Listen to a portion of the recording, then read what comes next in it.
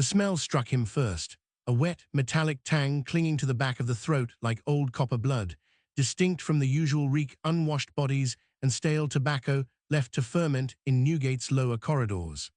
Thomas Barnet adjusted his collar, the starched linen scraping against a neck already slick, with August humidity trapped beneath the prison's vaulted stone. Gaslight flickered within the sconces, casting long, wavering shapes that seemed to detach themselves from the masonry and stretch towards the heavy iron door terminating the passage. He carried a leather satchel holding his fresh ledger and 2 bottles of Crow's best black ink, the glass knocking softly against nibs wrapped in oilcloth, providing a rhythmic accompaniment to his hesitant footsteps. Governor Berry waited by the door, a man whose features appeared carved from the same grey granite as the fortress surrounding them, his expression unreadable save for a tightness around the mouth.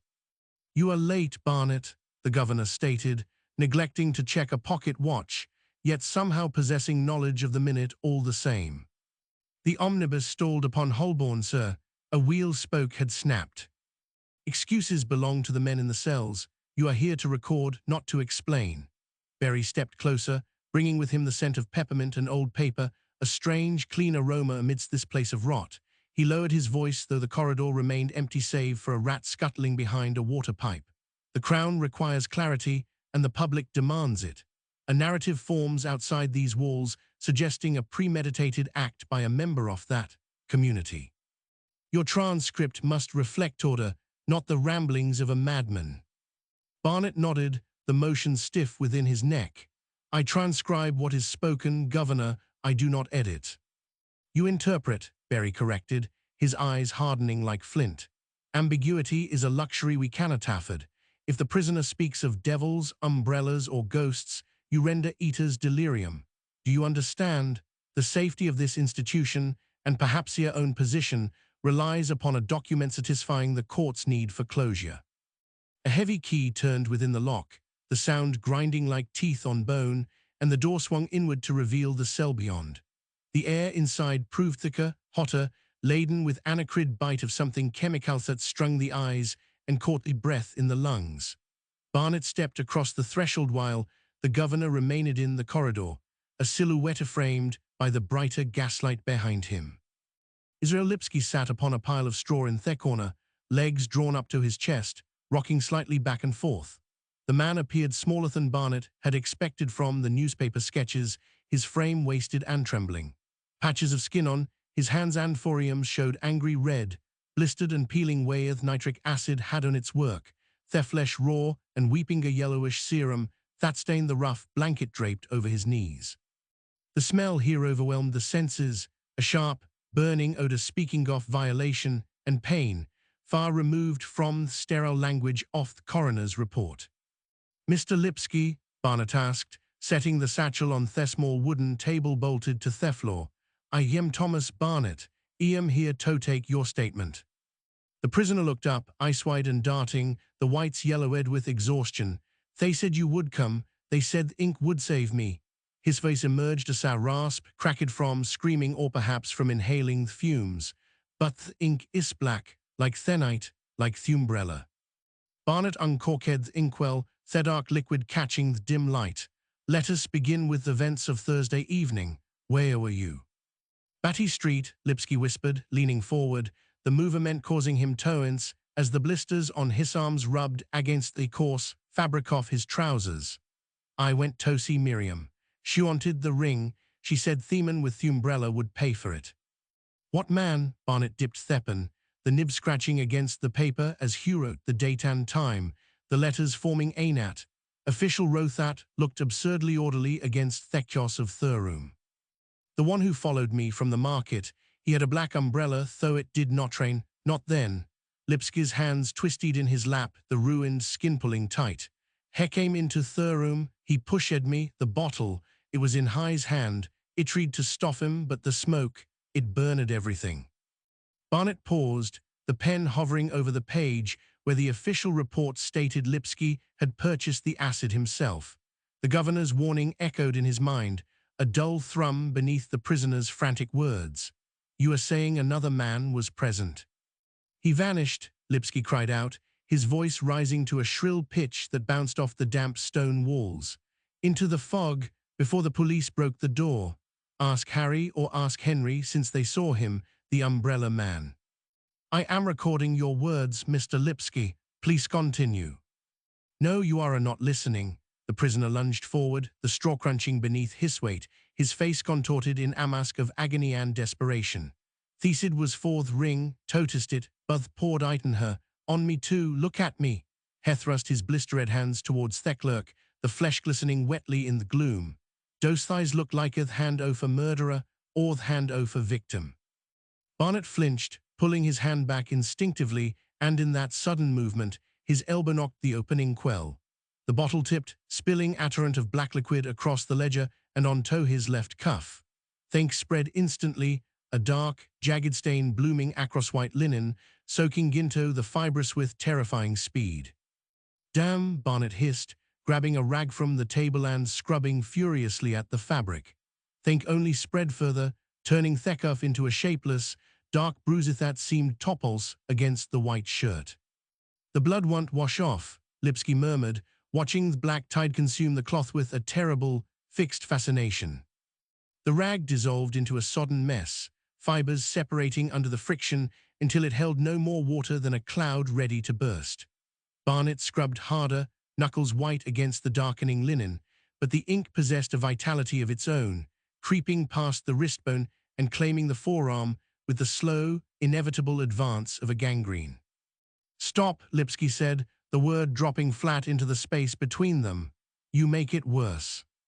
It is merely ink, Barnet snapped, though his voice lacked the authority he usually reserved for the mortuary attendants. He dropped the ruined cloth onto the table, where it landed with a wet slap beside the ledger, the black pool on the page now swallowing the date, the time, and the first 3 words of the prisoner's testimony. The record was compromised before it had truly begun. A physical manifestation of the lie Barry had demanded he tell. Merely ink, Lipsky repeated, a dry, rattling laugh escaping his throat. He shifted his weight, the straw protesting beneath him, and lifted his own hands again, turning them over to display the palms where the skin had blistered and sloughed away in great, yellow sheets. This is merely acid, Mr. Barnet, just a little splash, nothing to trouble the governor, nothing to trouble the judge. The smell hit Barnet then, not as a new assault, but as a deepening of the atmosphere, a cloying sweetness beneath the sharp chemical burn that spoke of cooking meat left too long on the fire. He recoiled, the chair legs scraping harshly against the stone floor, a sound that seemed to ignite the prisoner's agitation once more. I did not pour it, Lipsky insisted, leaning forward until the lamplight caught the wet sheen of his eyes, reflecting a madness that looked too much like clarity. The man with the umbrella, he wore a coat of good wool, dark blue with buttons of brass. He smelled of peppermint, like your governor. Barnet froze, the damp chill of the cuff seeping through to his skin. The specificity of the detailer, the brass buttons, the wool, the center clashed violently with the image of a random thug or a hallucination born of pain. It sounded like a description from a police gazette, precise and curated, yet it came from the mouth of a man the Crown had already decided was a monster. Peppermint, Barnet echoed, the word feeling strange in his mouth, disconnected from the horror of the room. He pushed me, Lipsky whispered, the energy draining out of him as quickly as it had arrived, leaving him slumped against the wall, trembling. When Miriam fell, he laughed. Then he took the bottle from my hand and poured it over her face, over mine, to make it look like we did it together. A lover's quarrel turned bad. That is what they will say, is it not? Barnet looked down at the ledger.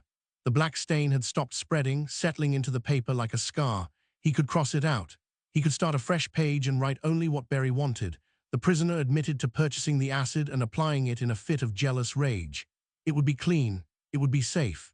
His position would remain secure, his rent paid, his name absent from the scandal sheets that would inevitably chew over this case until there was nothing left but bone.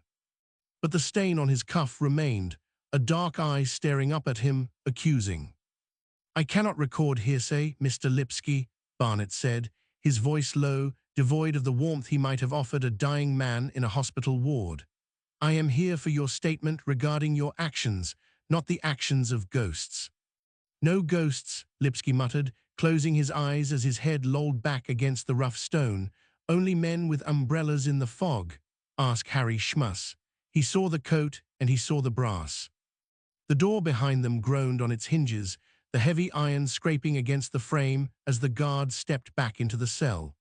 The man was broad-shouldered, his face obscured by the shadow of his helmet, but his presence filled the small space, displacing the air and the tension alike. "Time's up," the guard announced, his voice flat and uninterested in the drama of the spilled ink or the weeping prisoner. "Surgeon says the fumes are affecting the lungs. Too much agitation risks stopping the heart before the judge has his say." "I am not finished," Barnet said, though he made no move to dip his pen again. The ledger lay open, a ruined landscape of black and white, the truth drowned in the spill. "You are finished when I say you are," the guard replied, stepping forward to take Barnet by the elbow. His grip was firm, bordering on painful, a reminder that within these walls, the clerk possessed no more agency than the man on the straw. "Out, now." Barnet allowed himself to be guided towards the door, his left arm held stiffly away from his body to keep the stained cuff from brushing against the guard's uniform. As he crossed the threshold, he looked back one last time. Lipsky had not moved. He sat in the corner, hands resting on his knees, palms up, as if offering them to an invisible altar. "The umbrella," the prisoner called out, his voice gaining a sudden, desperate strength that cut through the damp air. "It was black, Mr. Barnet, silk, with a handle of ivory. Do not let them hang me for a man with an umbrella." The guard shoved the door shut, the lock clicking into place with a finality that echoed in Barnet's chest. The corridor outside felt colder now, the gaslight flickering in the draught, casting long, dancing shadows that seemed to reach for him. He walked quickly, his boots striking the stone with a rhythm that matched the pounding in his ears, desperate to put distance between himself and the smell of burning flesh. Berry was gone, vanished back into the administrative depths of the prison, leaving the corridor empty save for the rat that scuttled back into the shadows near the water pipe. Barnet paused, adjusting his collar, trying to tug the sleeve down over the stain, but the dark patch remained visible, a glaring indictment against the white linen. He needed air. He needed to see something that wasn't stone or straw or the face of a man being erased by the state. He pushed through the heavy oak doors leading to the prison yard, the hinges oiled and silent compared to the cell door. The evening air hit him like a physical blow, cool and thick, with the coal smoke of London, washing away the chemical tang of the cell, but replacing it with the greasy soot of the city. The sky above was a bruised purple, fading into black, the stars hidden behind the haze that choked the Capitol. A wooden bench sat near the wall, isolated in the gloom, and upon it rested a single sheet of newsprint, folded neatly, waiting. Barnet approached it slowly, his heart doing a clumsy stumble in his chest. He knew that paper. He knew the font, the layout, the aggressive boldness of the masthead even in the dim light. The Pall Mall Gazette. It should not be here. The evening edition did not arrive until the morning train brought it from the presses, yet here it sat, dry and crisp against the damp wood. He picked it up, the paper crackling in his grip, and unfolded it. The headline screamed up at him, ink still seeming wet, the letters large enough to be read from across the yard.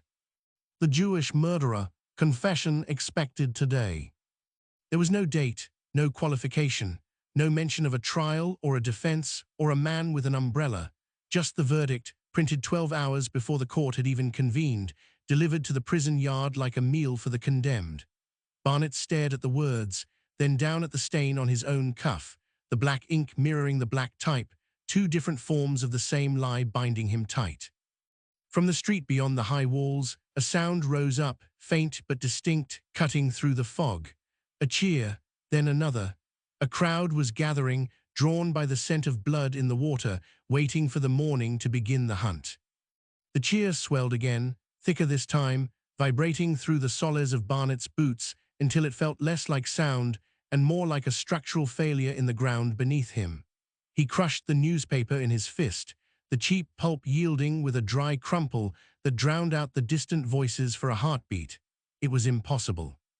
The presses did not run this late, not for a story still breathing in the courtroom, yet the ink smeared against his thumb, fresh and oily, proving the lie had been manufactured hours before the truth could catch up. You should not be holding that. Barry stepped from the shadow of the archway, his silhouette cutting a sharp angle against the gaslight flickering on the wall.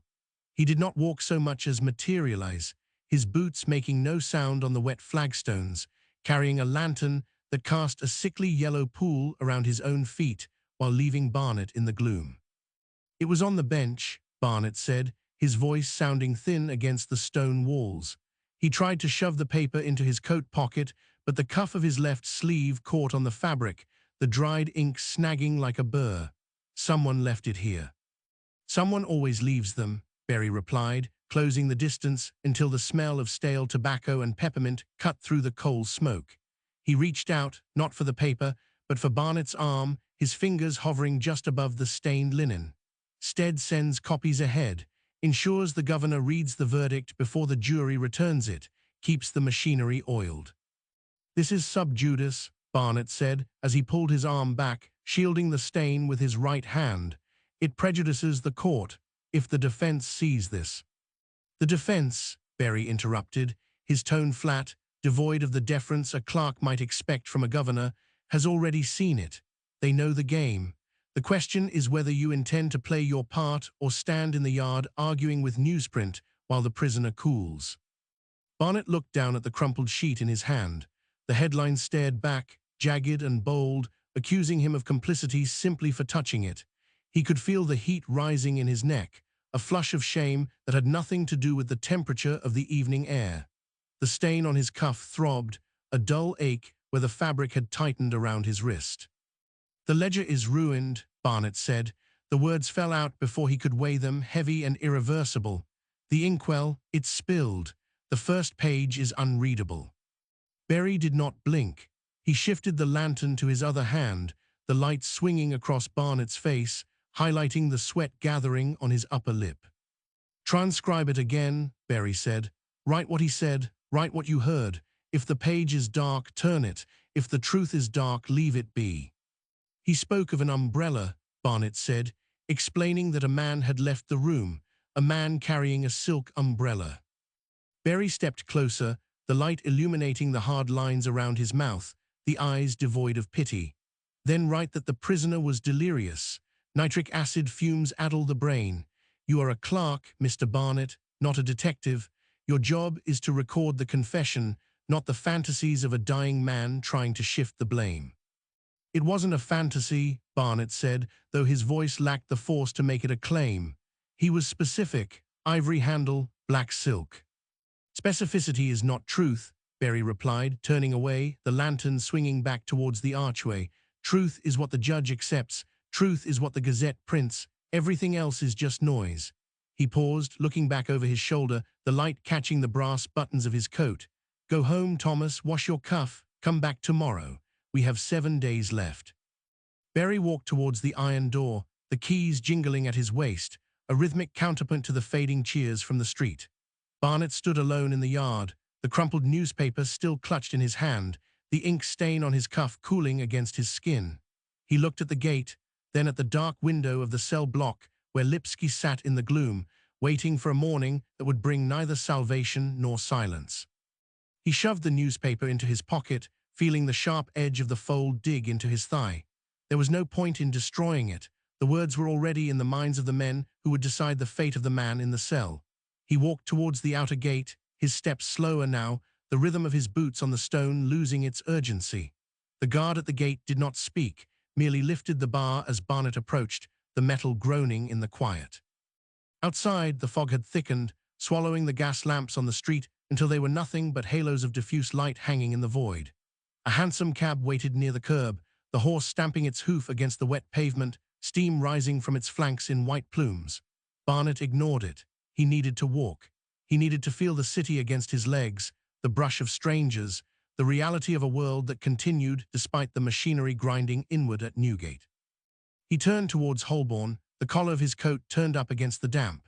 The stain on his cuff itched, a persistent reminder of the spilled ink, of the ruined page, of the headline waiting in his pocket. He could wash it. He could scrub the linen until the fibers frayed, but the mark would remain in the weave, a shadow beneath the white. Just as the words Lipsky had spoken would remain in his head, unrecorded, unverified, drifting into the fog like the smoke from the chimneys above. A woman passed him, hurrying towards the omnibus stop, her skirts hiked up to avoid the mud. She glanced at him, her eyes flicking to his face, then to his hands, then away, quick and dismissive. She saw a clerk. She saw a man in a hurry. She did not see the stain. She did not see the paper. She did not see the weight he carried in his pocket, heavy as a stone. Barnet walked on, the sound of the crowd at the prison fading behind him, replaced by the clip-clop of horses and the rumble of wheels on the cobbles. The city breathed around him, indifferent and vast, swallowing the small truths of men like Lipsky and Barnet alike. He touched his cuff, feeling the stiffened fabric beneath his thumb. Tomorrow he would return. Tomorrow he would dip his pen. Tomorrow he would write what he was told to write, or he would write what he saw and risk the stain becoming permanent. For now there was only the walk, the fog, and the headline burning a hole in his pocket. The roar hit him before the sight did, a physical wall of sound that pressed against his chest and forced the breath from his lungs. Vendors stood on upturned crates along the pavement outside the Old Bailey, their faces flushed purple under the gaslight, screaming headlines that turned murder into ritual and a frightened man into a monster. The alien butcher, one bellowed, thrusting a damp sheet towards a passing clerk who hurried past with eyes fixed on the mud. Stead exposes the East End hell. Cried another, his voice cracking on the vowel as he slapped the paper against a stranger's coat sleeve. Barnet kept his head down, the collar of his greatcoat turned high to shield his neck from the spittle and the cold, but the words followed him, sticking to his back like burrs. He could feel the folded Pall Mall Gazette in his own pocket, heavy and sharp-edged, a duplicate of the poison being sold for a halfpenny a copy. A woman in a shawl grabbed his arm, her fingers digging into the wool, demanding to know if the devil would hang on Monday, and when he pulled away without speaking, she spat on the stone where his boot had been.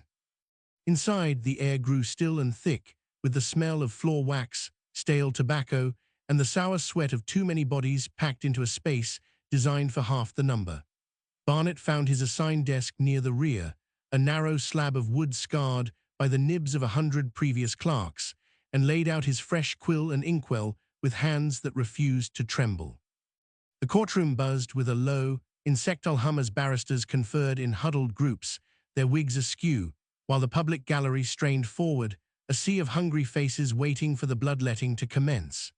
Inspector Smith took the stand, his posture rigid, his voice projecting to the furthest corner without effort, holding up a small glass bottle that caught the light and threw a jagged reflection onto the jury box. "Nitric acid," Smith declared, the words dropping into the silence like stones into a well. "Found in the prisoner's room. The same agent that stripped the flesh from Mrs. Angel's face and left the accused in such a state that even his own mother might not know him." He turned the bottle slowly, letting the yellowish liquid slosh against the glass, a mesmerizing, terrible dance that held the room in its grip. Barnet's pen hovered over the paper, the nib trembling slightly as he prepared to transcribe the official truth, the clean, linear narrative that ignored the panic in Harry Schmuss's eyes or the way Henry Rosenblum had looked at his shoes when asked what he truly saw. The inspector spoke of flight and guilt, of a man caught red-handed, weaving a tapestry so tight there was no room for the thread of doubt Barnet had heard in the cell the night before. Lipsky's voice, thin and broken, whispering of an ivory handle and black silk, seemed absurd here, drowned out by the certainty of the glass bottle and the roar of the press outside. Barnet wrote the prisoner was discovered in possession of the corrosive substance, the ink flowing dark and permanent, burying the image of a man fleeing in terror under the weight of a premeditated act. He looked up, catching the eye of the court surgeon, a man with grey whiskers and a face like cured leather, who sat scribbling notes with a detached air. During the adjournment, while the judge retired and the crowd shuffled their feet, Barnet slipped from his desk and approached the surgeon where he stood by the fireplace, warming his hands against the chill of the stone walls. "The burns," Barnet said, keeping his voice low, aware of the ears that might be tuned to any deviation from the script. "The pattern on the victim, does it not suggest the acid was poured after death?" The lack of blistering on the lower throater, the surgeon turned, his eyes cold and flat, devoid of any curiosity or scientific hunger. "Your task, Mr. Barnet, is to record the testimony given, not to conduct a post-mortem examination from the gallery," he said, his tone sharp enough to cut. "The Crown has its experts. You have your pen. Do not confuse the two, or you may find yourself without a position to return to tomorrow." He turned his back, effectively ending the conversation, leaving Barnet standing there with the heat of the fire on his face and a cold knot tightening in his stomach. The afternoon session dragged on, a procession of certainties that cemented the noose around Lipski's neck, each word spoken by the prosecution another turn of the screw. Barnet wrote until his fingers cramped, the script becoming cramped and jagged as the hours wore on, the disconnect between what he heard in his head and what he committed to the page growing into a chasm he could not bridge. When the court finally rose, the fog outside had deepened to a soup that swallowed the gas lamps whole, turning the street into a tunnel of grey gloom where figures emerged and vanished like ghosts. Barnet walked quickly, ignoring the vendors now, their voices muffled by the damp, and made his way back to Newgate for the final transcription window of the day. The governor's permission had been granted, a sliver of access that felt more like a trap than an opportunity, and he descended into the bowels of the prison with the taste of ash in his mouth. The cell was quiet, unnaturally so, the air heavy with the scent of laudanum and the cloying sweetness of decay. Lipski sat on the edge of the cot, his head lolling forward, his eyes half closed and unfocused, the burns on his arms weeping through the rough bandages that wrapped them. Barnet sat at the small table, uncorked his ink, and waited for a voice that did not come, the silence stretching out until it felt like a physical presence in the room, pressing against his eardrums. He wrote the date, the time, and the words "prisoner" is unresponsive, the ink spreading slightly on the damp paper, a black flower blooming in the corner of the page. The clock on the wall ticked loudly, each second a hammer blow marking the erosion of the little time remaining, the 2-hour window closing like a jaw. He watched the condemned man breathe, shallow and ragged, and realized with a sinking dread that the truth Lipski carried might die with him, locked behind a sedated tongue and a wall of official indifference. The gaslight flickered, casting long, dancing shadows that made the bars of the cell look like they were moving, closing in. Barnet capped the inkwell, the click sounding like a gunshot in the quiet, and stood up, knowing he had failed to capture anything but the silence. He left the cell, the heavy door clanging shut behind him, the sound echoing down the corridor like a final verdict. Back at his lodging house in Holborn, the fire had gone out, leaving the room cold and shadowed, the furniture reduced to dark shapes in the gloom. Barnet lit a candle, the flame sputtering before catching, and threw his coat over the chair, the stain on the cuff glaring white in the dim light. He poured a measure of gin from the bottle on the washstand and drank it in one burn, the alcohol doing little to thaw the chill that had settled in his bones. A sound from the hallway made him freeze, the scrape of a boot on the wood, soft and deliberate. He waited, his breath held, listening to the footsteps pause outside his door. There was a rustle, the sound of paper sliding against wood, and then the footsteps retreated, fading into the darkness of the stairs.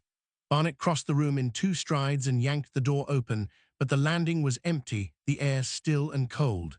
He looked down. A folded slip of paper lay on the mat, white against the dark wood. He picked it up, his fingers trembling slightly, and unfolded it.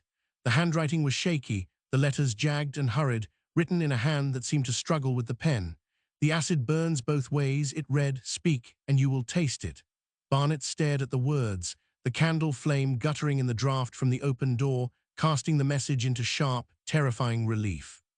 He crumpled the note in his fist, the paper digging into his palm, and slammed the door shut, the lock clicking into place with a sound that offered no comfort.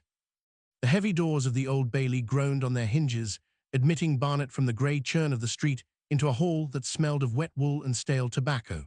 Inside, the air hung still, trapped beneath the high vaulted ceiling where gas jets hissed like snakes against the gloom.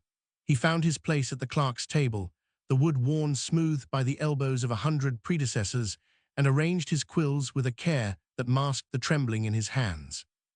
Below the bench, the public gallery seethed, a mass of hats and bonnets pressing against the railings, eyes hungry for the spectacle of a hanging. They did not want justice. They wanted confirmation that the monster in the dock was indeed the alien devil their newspapers had painted. Barnet dipped his pen, the ink black and viscous, and waited for the judge to take his seat. Inspector Smith stood before the witness box, a man carved from granite and self-importance, holding a small glass bottle aloft as if it were a holy relic. The liquid inside sloshed, yellow and oily, catching the light in a way that made the front row flinch. Nitric acid. The very name seemed to suck the air from the room, leaving a vacuum where reason should have been. Smith spoke of concentrations and corrosive properties, his voice booming without nuance, turning chemistry into condemnation. He did not mention the cap was missing when found, nor that the label was partially obscured by grime. He presented the bottle as the final word, the physical embodiment of guilt that required no further testimony. Barnet's hand moved across the page, transcribing the inspector's certainty, but his mind snagged on the gaps. Where was the panic? Where was the confusion? The record showed only a straight line from arrest to execution, drawn in ink that refused to smudge. A murmur rippled through the gallery when the bottle was passed to the jury, men leaning forward to inspect the evidence of their own safety. Barnet watched them, these respectable shopkeepers and clerks, handling the instrument of death with gloved hands and solemn faces. They nodded as Smith described the burns on Miriam Angel, accepting the narrative that the acid was the weapon of a specific, foreign brutality. No one asked why a man fleeing a crime scene would carry the evidence with him, or why he would hide beneath a bed rather than run into the fog. The questions formed in Barnet's throat, sharp and acidic, but he swallowed them down. To speak was to disrupt the machinery, and the machinery demanded fuel. He looked down at his transcript, the words prosecution exhibit staring back at him, and felt the weight of the lie settling in his stomach like a stone. The judge adjusted his wig, the horsehair stiff and white against the dark robes, and peered over his spectacles at the dock. Lipsky sat there, small and broken, his hands clasped tightly in his lap to hide the tremors. He did not look at the bottle. He did not look at the crowd. He stared at the floorboards, his breathing shallow, perhaps already drifting into the laudanum haze that would claim him fully by evening. Barnet felt a sudden, violent urge to strike the table, to shout that this was a performance rather than a trial, but the impulse died before it reached his muscles. He was a clerk. His function was to record, not to intervene. The pen scratched against the paper, a dry, rasping sound that seemed loudly obscene in the pauses between Smith's testimony. Every scratch was a nail driven into a coffin Barnet could not open. Smith concluded his examination with a flourish, returning the bottle to the evidence clerk who treated it with the reverence due to a crown jewel.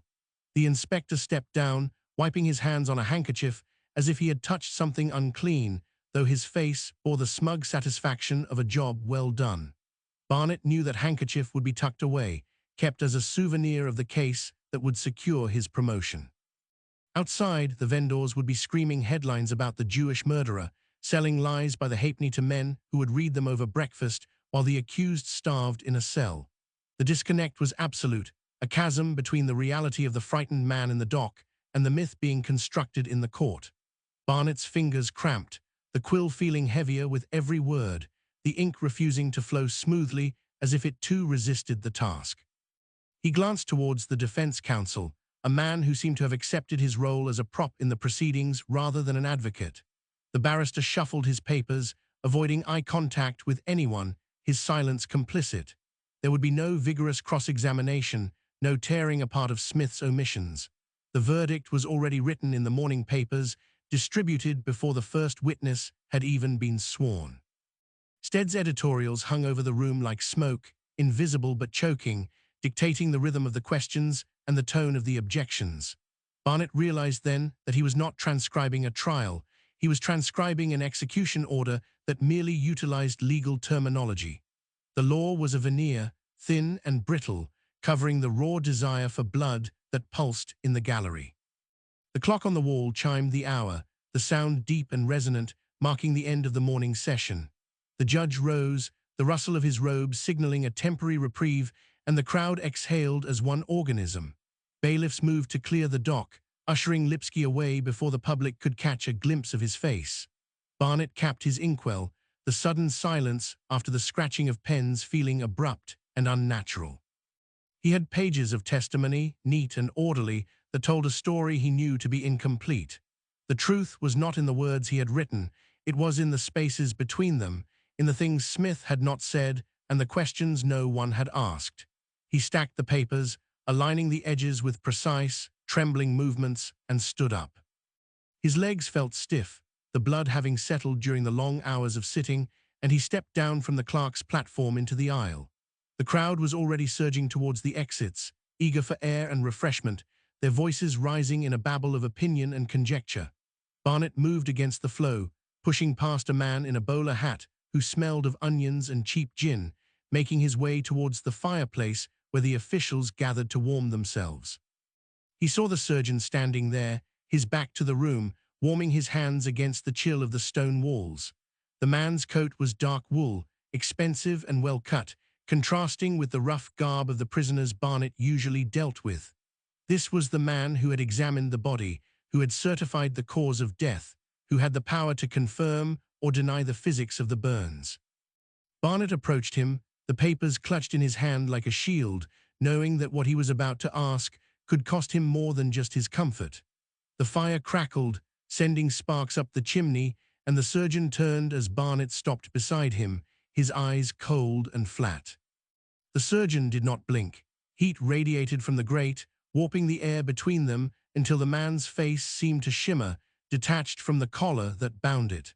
Barnet tightened his grip on the transcript, the paper edges biting into his palm, and forced his voice to remain level despite the dryness in his throat. "The burns on the woman's throat," Barnet said, "and those on the prisoner's arms. The coagulation suggests different times of application." A log shifted in the fire, sending a cascade of sparks up the flue. The surgeon turned fully now, brushing a speck of ash from his lapel with a slow, deliberate motion. He was a tall man, broad in the shoulder, with a beard trimmed to a precise point that caught the light like steel wool. Around him, other officials clustered, drinking tea from porcelain cups, their laughter low and insulated against the murmur of the crowd beyond the doors. None of them looked at Barnet. They were studying the flames, or their own reflections in the polished brass of the fireguard. "Coagulation is a matter for the medical report, Mr. Barnet," the surgeon said. His voice was soft, lacking the boom of the barristers, yet it carried a weight that pinned Barnet to the spot. "You are employed to record words, not tissues. Do not confuse the inkwell with the scalpel." "The report omits the witness Schmuss," Barnet pressed, stepping closer despite the heat scorching his shins. "He stated the prisoner fled without the bottle. If the acid was applied after death, the timeline collapses." The surgeon set his cup down on the mantelpiece. The clink was sharp, cutting through the low hum of conversation. He leaned in, close enough that Barnet could smell the stale tobacco on his breath, mixed with something chemical, sharp and metallic, like copper pennies rubbed between fingers. It was not the scent of illness, but of preservation, of things kept fixed in state. "Timeline is a construct for the jury," the surgeon murmured, his eyes dropping to Barnet's hands. "Truth is a construct for the clergy. My duty is to certify death, not to justify the rope. You would do well to remember which side of the table earns your bread." He straightened, adjusting his waistcoat, and turned his back on Barnet as if the clerk had ceased to exist. The dismissal was absolute, a physical barrier erected in the space of a breath. Barnet stood frozen, the heat now feeling oppressive, suffocating, pressing against his chest until he had to step away to draw air. He retreated from the fireplace, navigating the knots of men in black coats who filled the anteroom, their voices rising and falling in waves of opinion about the prisoner's heritage, his religion, his inherent capacity for violence. None of them spoke of chemistry. None of them spoke of time. Barnet pushed through the heavy doors and out into the corridor, where the light was grey and diluted by the grime of the high windows. The noise of the street filtered through the stone, a distant roar that vibrated in the floorboards. He looked down at his hands. The ink from the morning session had dried into the creases of his knuckles, black stains that no amount of washing would fully remove. They looked like bruises, like burns. He wiped them on his handkerchief, but the marks remained, embedded in the skin, as if the liquid had seeped through the pores and taken root beneath the flesh. He walked away from the courtroom, descending the steps into the fresh air of the Old Bailey yard. The sky above was a uniform sheet of grey wool, promising rain, but delivering only dampness. Vendors still lingered near the gates, holding bundles of newspapers aloft, their voices hoarse from shouting the same headlines since dawn. "The Jewish murderer," acid and betrayal. Barnet kept his head down, collar turned up against the chill, and moved towards the street where a hansom cab waited in the queue for officials. He did not take it. He needed to walk. The motion would clear the smoke from his lungs, or so he told himself. The route to Newgate cut through the heart of the city, past the meat markets where offal stained the gutters, and the smell of blood mingled with the coal smoke. Barnet walked quickly, his boots clicking on the wet pavement, passing labourers carrying sacks of flour and clerks rushing to afternoon engagements. They moved with purpose, their lives dictated by the clock and the wage, unaware that a man sat in a cell nearby waiting for the state to strangle him. Barnet clutched the transcript case against his side, protecting it from the damp, though the leather was worn and offered little defence against the weather. He reached the prison gates within the hour. The stone facade loomed above him, imposing and windowless, a fortress designed to keep secrets rather than men. The guard at the wicket recognized him, nodding once before unlocking the heavy door. The sound of the lock engaging behind Barnet was final, a heavy thud that severed the connection to the street outside. Inside, the air was still and cold, smelling of lime wash and old damp. There was no roar here, no vendors, no jury. Only the quiet tread of warders on stone flags and the distant echo of a bell tolling the half-hour. Barnet signed the ledger at the governor's office, the pen scratching loudly in the quiet room, and was escorted down the corridor to the condemned cell. The warder walked ahead, keys jingling at his belt, a rhythm that marked the passage of time more accurately than any clock. They stopped at the heavy oak door reinforced with iron bands. The warder inserted the key, turned it twice, and pushed the door open. The cell was dim, lit by a single gas jet turned low against the wall. Lipski sat on the edge of the cot, his head bowed, hands resting on his knees. He did not look up as Barnet entered. He did not acknowledge the sound of the door closing behind them. The surgeon's warning echoed in Barnet's mind, sharp and metallic, but it was drowned out by the reality of the man in the room.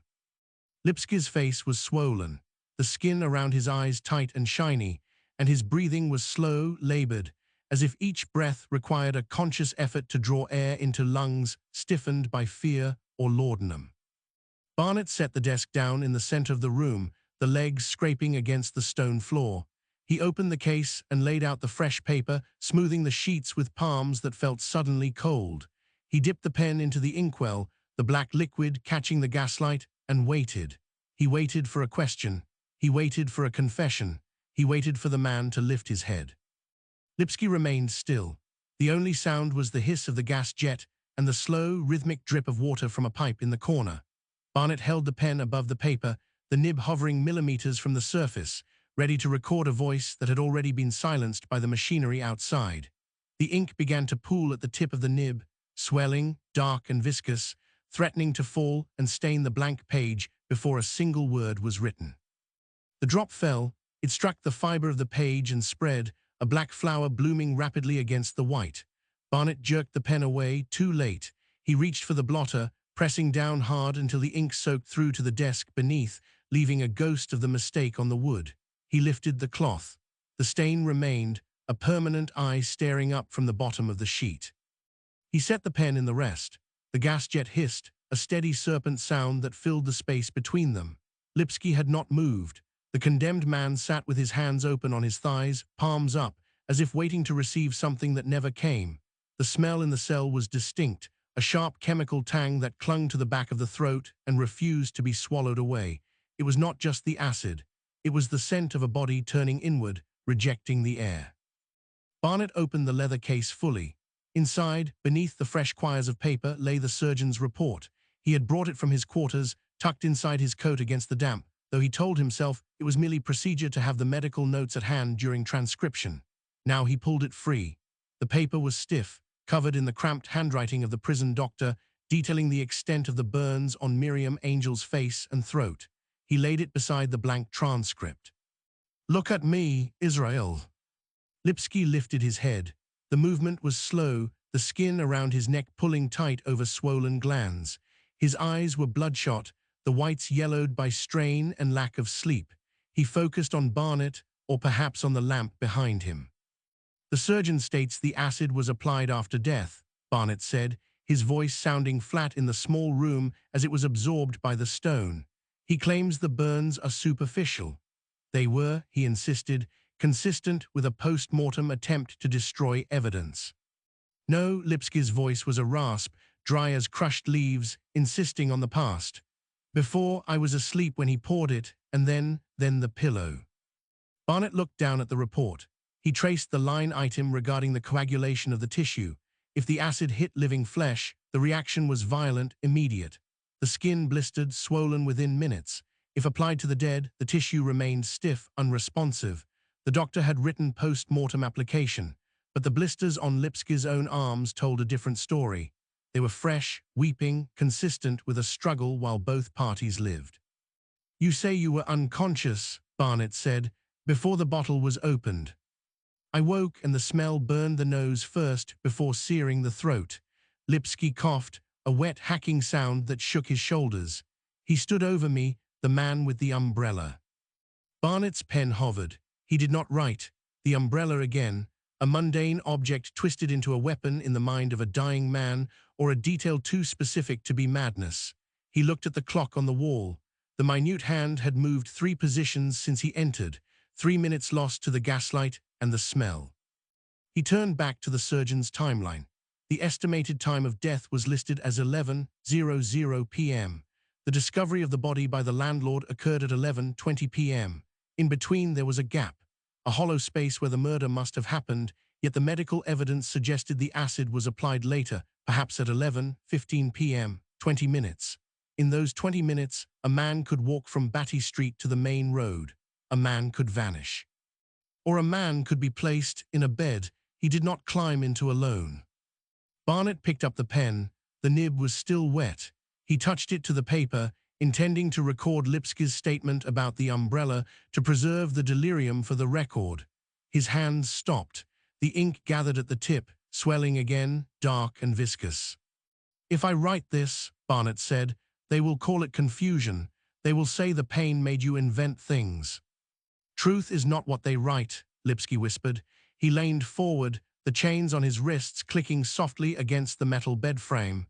"It is what is in the burn. You see the burn, you know." Barnet looked at the man's arms. The blisters were angry red against the pale skin, raw and weeping. They matched the severity of the victim's injuries, 2 bodies marked by the same chemical fire. It was impossible for one to be dead while the other fought for breath, yet the report insisted on it. The discrepancy sat between them, heavier than the stone walls. He pressed the nib to the page. He should write the time. He should note the claim of the umbrella. To omit it was to falsify the transcript. To include it was to invite the wrath of Inspector Smith, who had made it clear that a clean verdict was preferred over a complicated truth. The ink flowed. The letters formed 11 o'clock. He paused. The surgeon said 11:20. "Who gave you the laudanum?" Barnet asked. He had not meant to ask. The question slipped out, driven by a sudden need to fill the space where the truth should be. "The warder, before you came," Lipsky said, closing his eyes to stop the shaking. "And the pain? Gone, now there is only the waiting." Barnet crossed out 11 o'clock. He wrote unknown. It was a small rebellion, a crack in the official record wide enough to drive a carriage through, yet invisible to anyone not looking for it. He blotted the line. The ink soaked into the fiber, binding itself to the paper forever. He could not scrape it off. He could not wash it away. Outside the cell, a key turned in the lock of the corridor door. The sound was sharp, metallic, cutting through the hiss of the gas. Footsteps approached on the stone flags, heavy and deliberate, not the warder's shuffle. These boots struck the ground with authority. Barnet froze, the pen still in his hand, the lie drying on the page.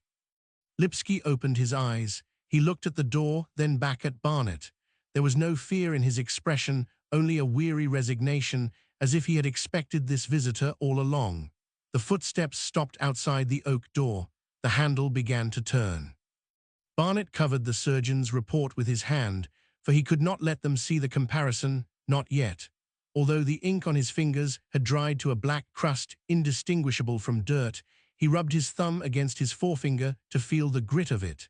The stain was under the skin now, and it would not wash off. The door opened. Inspector Smith filled the frame, his hat in his hand, the brim damp from the fog outside. He did not look at Lipsky. He looked at Barnet, then at the paper on the desk, then back to Barnet. His gaze lingered on the hand covering the medical report. "Progress, Mr. Barnet?" Smith asked. His voice was smooth, devoid of curiosity. "Getting there," Barnet said. He did not move his hand. The subject is fatigued. "Fatigue leads to errors," Smith said. He stepped into the cell, the smell of wet wool and tobacco displacing the chemical tang. "We need clarity, not ramblings about umbrellas and ghosts. The public expects a conclusion." "The public expects a hanging," Barnet said. The words were out before he could check them. Smith smiled. It did not reach his eyes. "The public expects justice. Ensure your transcript reflects that. Omit the confusion. It serves no one." He leaned over the desk. His shadow fell across the page, obscuring the word unknown. Barnet felt the heat of the man's body, the pressure of his presence leaning into the space where the truth lay hidden. He looked down at the ink. It was still wet. It began to bleed again, spreading outward from the letters, devouring the white space around it like a burn on flesh. The spread stopped, a dark island on the white, pulsing slightly as if the paper itself breathed. Barnet watched the ink settle, waiting for it to dry, waiting for the moment he could claim ignorance of what lay beneath the blot. Smith did not wait. He reached out, a thick finger pressing down on the wet page, smearing the black into a grey bruise that obscured the word unknown entirely. "That is better," Smith said. "Clarity." "It is not accurate," Barnet said. His voice sounded thin, stripped of the authority he had cultivated over 20 years in the courts. "The surgeon's estimate conflicts with the witness timeline. If I write 11, I lie." "You write what the Crown requires to secure a conviction." Smith straightened, brushing a flake of dried tobacco from his lapel. "The man is guilty. The acid proves it. The bottle was found in his pocket. What more do you need? A signed confession in blood." "I need the truth," Barnet said. Smith laughed. It was a dry, brittle sound, like twigs snapping under heavy boot. He walked around the desk, crowding Barnet's space, forcing the clerk to lean back in the chair to avoid the smell of stale pipe smoke and damp wool. The inspector placed both hands on the desk, leaning in until his face was inches from Barnet's. "Truth is a luxury, Mr. Barnet, one we cannot afford when the streets are burning." Smith's eyes were small and dark, utterly devoid of mercy. "Stead has the front page ready, the Jewish murderer. Do you think the public cares about 20 minutes, or whether this wretch was unconscious or awake when the chemical touched her skin? They want a monster. Give them a monster and the city sleeps. Give them ambiguity and we have riots." He tapped the page again, right over the smear. "Write it, 11 o'clock. He poured the acid. He killed her. End of story." Barnet looked at Lipsky. The prisoner had closed his eyes again, his head lolling against the iron bars of the bed frame. The chains rattled as he shifted, a soft, mournful chime in the heavy air. He looked smaller now, diminished by the inspector's voice, as if the very volume of Smith's certainty was crushing the life out of him. Barnet felt a surge of nausea, a hot, acidic rise in his throat that matched the scent lingering in the room. He thought of Miriam Angel, her face dissolved, her identity erased by the same substance that now ate at Lipsky's arms. To erase the truth was to do the same work, only slower.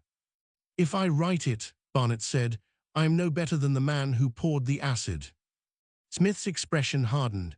The smile vanished, replaced by a flat, cold mask that made him look less like a man and more like a mechanism of the state. "You are a clerk, Mr. Barnet. You are paid to record, not to judge. Your conscience is not part of your wage. Write the time, or I will find someone who has no such scruples, and when I do you will find yourself without a post, without references, and likely without your freedom. Obstruction of justice is a serious charge." The threat hung in the air, heavier than the gaslight fumes. Barnet knew it was not an idle warning. Smith had the power to destroy him, to cast him out into the foggy streets where men like Lipsky waited to be hanged.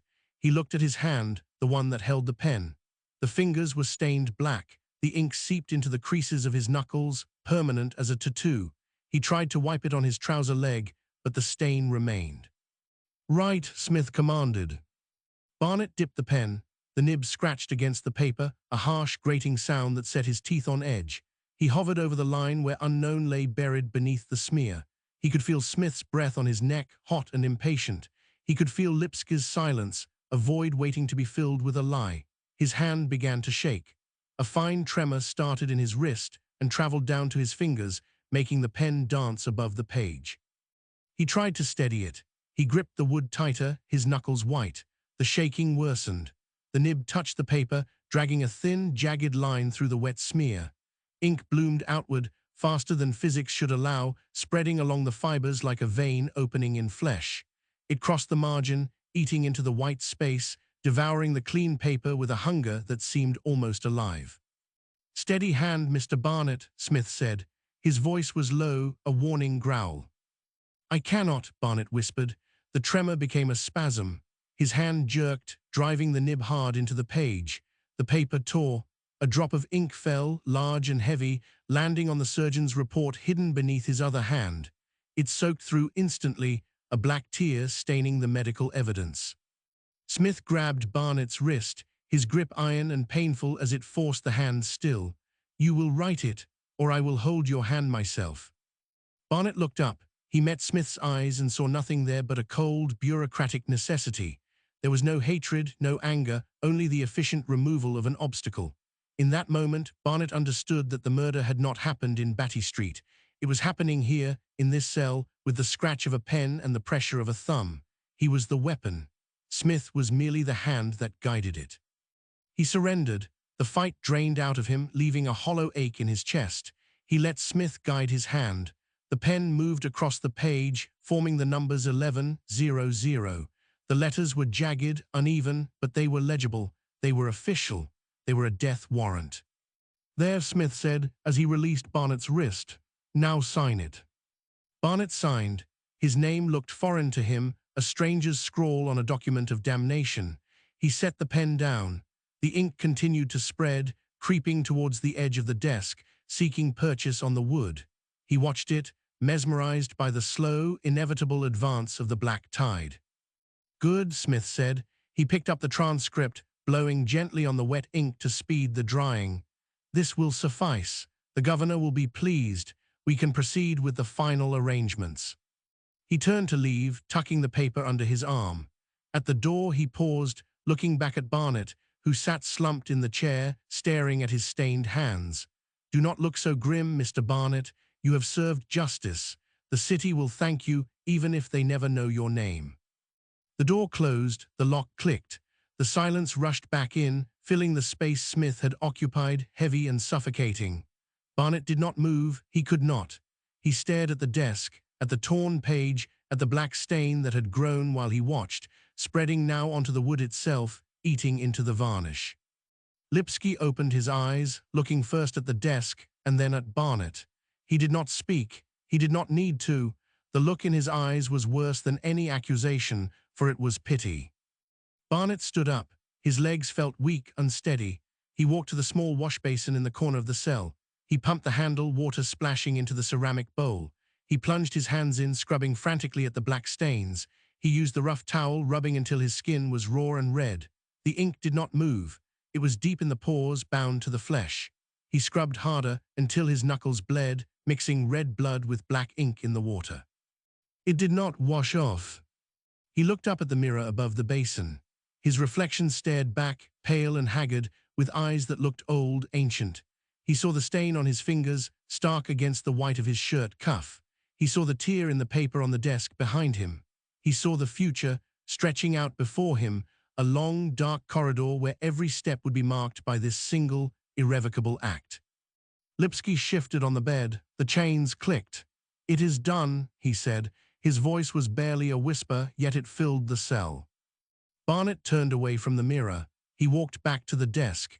He picked up the torn page, the lie that would hang a man. He folded it carefully, smoothing the creases with his stained fingers. He placed it in his pocket, next to his heart. "No," Barnet said, "it is not done." He looked at the door where Smith had vanished. He looked at the ink, still spreading on the wood, a slow, creeping gangrene that would not stop until it had consumed everything. He knew what he had to do. He knew the cost, but he could not let the lie stand alone. He reached for a fresh sheet of paper. He dipped the pen.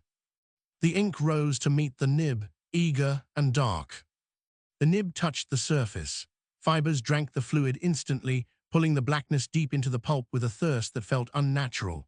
Barnet pressed harder, forcing the truth onto the page, but the lines swelled beyond the width of the steel point, blurring at the edges like a bruise forming under skin. He wrote the time Lipsky had given him before Smith entered. 10:40. The numbers wavered as his hand fought the tremor still rattling his bones. 20 minutes, that was the gap between life and death, measured in the scratch of a pen. He paused, lifting the instrument to let the ink settle. The drop hanging from the slit grew heavy, trembling, then fell. It struck the paper with a soft tap, splattering outward in a starburst pattern that mimicked the burns on Miriam Angel's face. Barnet had seen those burns in the surgeon's report. The tissue had curled away from the bone, yellow and necrotic, smelling of cooked meat and sulfur. He could smell it now faintly beneath the scent of the prison damp. Or perhaps it was just the ink. The chemical tang of gall nuts and iron sulfate strung the nostrils, sharp and metallic. Lipsky shifted on the cot. The iron shackles chimed, a dull, heavy sound that echoed off the stone. "You write again," the prisoner said. He did not lift his head from the straw mattress. Smith took the other. "This one is for me," Barnet replied. The words felt thick in his mouth, clumsy. "For you," Lipsky turned his face towards the wall, the movement slow and painful, as if his neck resisted the turn. "It will not help. The rope does not read paper." "It might, one day." "One day," Lipsky laughed, a dry, rattling sound that seemed to tear at his throat. "There is no day for me, only Monday."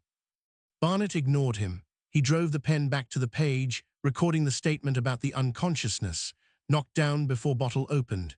The ink spread faster this time, creeping along the grain of the paper like roots seeking water. It crossed the lines he had just written, obscuring the words even as he formed them. He tried to write around the blade, angling his hand, but the black tide followed, inevitable and hungry. He stopped. He watched the stain grow. It reached the edge of the sheet and did not stop. It moved onto the wood of the desk, joining the previous spill from the lie Smith had forced him to sign. The two pools of ink met, merging into a single, larger mass that glistened under the gaslight.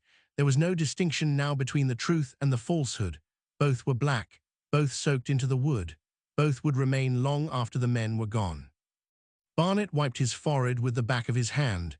He left a smear of ink across his skin, a dark mark like a brand. He did not notice it until he looked at his fingers. They were stained to the second knuckle, the color deep and permanent. He rubbed at them with his thumb, but the pigment was fixed in the whorls of his prints. "Stop," Lipsky said, having turned back to prop himself on one elbow while his eyes, wide and fixed on the desk, held a terrified certainty. "It eats." "It is only ink." "No," Lipsky pointed a shaking finger. "Look." Barnet looked. The ink on the desk had stopped spreading outward. Instead, it was moving in a line, a thin, deliberate vein heading towards the leg of the table. It moved against the grain of the wood, defying the level surface. It pulsed slightly, as if driven by a heartbeat beneath the varnish. Barnet leaned closer, squinting in the dim light. The liquid seemed to thicken, becoming viscous, like blood left too long in the air. He reached out to touch it. The moment his finger neared the surface, the ink receded, pulling back from his skin. It hid from him. "God save us," Barnet whispered. "God is not here," Lipsky said, and as he lay back down to pull the thin blanket over his head, he added, "He left when the acid came." Barnet sat back in the chair. The wood creaked under his weight. He looked at the fresh sheet of paper, now half consumed by the stain. The words he had written were barely legible, drowned in the black flood. He had intended to create a record, a secret testament that might one day clear the condemned man's name. Now it looked like nonsense, a ravings of a madman, exactly what Smith would expect from a clerk who spent too long in the company of murderers. He could burn it. He could toss the paper into the small grate in the corner and watch it turn to ash. It would be safer. No one would find it. No one would question his sanity. He could walk out of Newgate with the lie in his pocket and the clean conscience of a man who did his duty. He reached for the paper. His fingers hovered over the wet surface. The ink shifted. It moved towards his hand again, reaching out like a finger of its own. Barnet snatched his hand back, knocking the inkwell. The bottle tipped, spilling the remaining contents onto the desk. The fluid did not splash. It poured out in a solid mass, retaining its shape for a second before collapsing into the existing stain. The blackness grew, covering half the desk now. It dripped onto the floor, landing on the stone flags with a heavy, wet sound. Barnet stood as the chair scraped loudly against the flags. Backing away from the desk, with his heart hammering against his ribs, he recalled the many things he had seen in the courts of London. He had witnessed men weep, rage, and beg, yet he had never seen ink behave like a living thing. "Cover it," Lipsky said from the bed, his voice muffled by the blanket. "Cover it before it climbs." Barnet grabbed a clean blotter from the stack. He threw it over the desk. The black shape showed through the white paper, a dark shadow beneath the surface. It continued to spread under the blotter, the outline growing larger, darker. He stepped away, his breath coming in short, sharp gasps as he looked at his hands. The stain on his fingers seemed to have grown while he watched, higher up his hand now and creeping towards his wrist. He rubbed at it with his handkerchief, but the cloth came away clean. The stain was inside. "Mr. Barnet." The voice came from the door. Barnet spun around. Inspector Smith stood in the doorway. He had not made a sound opening the lock. He stood perfectly still, his eyes fixed on the desk, on the blotter that hid the spreading stain. He did not look at Barnet. He did not look at Lipsky. He looked only at the desk. "I forgot my hat," Smith said. He walked into the cell. His boots made no sound on the wet floor. He reached past Barnet, picking up a bowler hat from the corner of the desk. He brushed a drop of black fluid from the brim with his thumb. He did not wipe the thumb on his coat. He let the stain remain there. "You are still here," Smith said, turning to face Barnet with an expression that was unreadable, flat. "The transcription window closed 10 minutes ago." "I was cleaning up." Smith looked at Barnet's hands. He looked at the stained fingers, the black marks that would not wash off. He looked at the blotter on the desk, under which the dark shape continued to grow. "Be careful, Mr. Barnet," Smith said. He stepped closer, invading Barnet's space. He smelled of peppermint and tobacco. "Some things cannot be cleaned, they must be cut out." He turned and walked out. The door closed. The lock clicked. Barnet waited. He counted to 10. He listened for footsteps in the corridor. There were none, only the drip of the ink onto the floor. Plip, plip, plip. He went back to the desk. He lifted the corner of the blotter. The ink had stopped spreading. It had formed a shape on the wood, a shape that looked like a hand. Barnet let the blotter fall. He picked up his own hat from the floor. He put it on. He walked to the door. He needed air. He needed to get out of this room before the ink climbed up his arms and into his chest.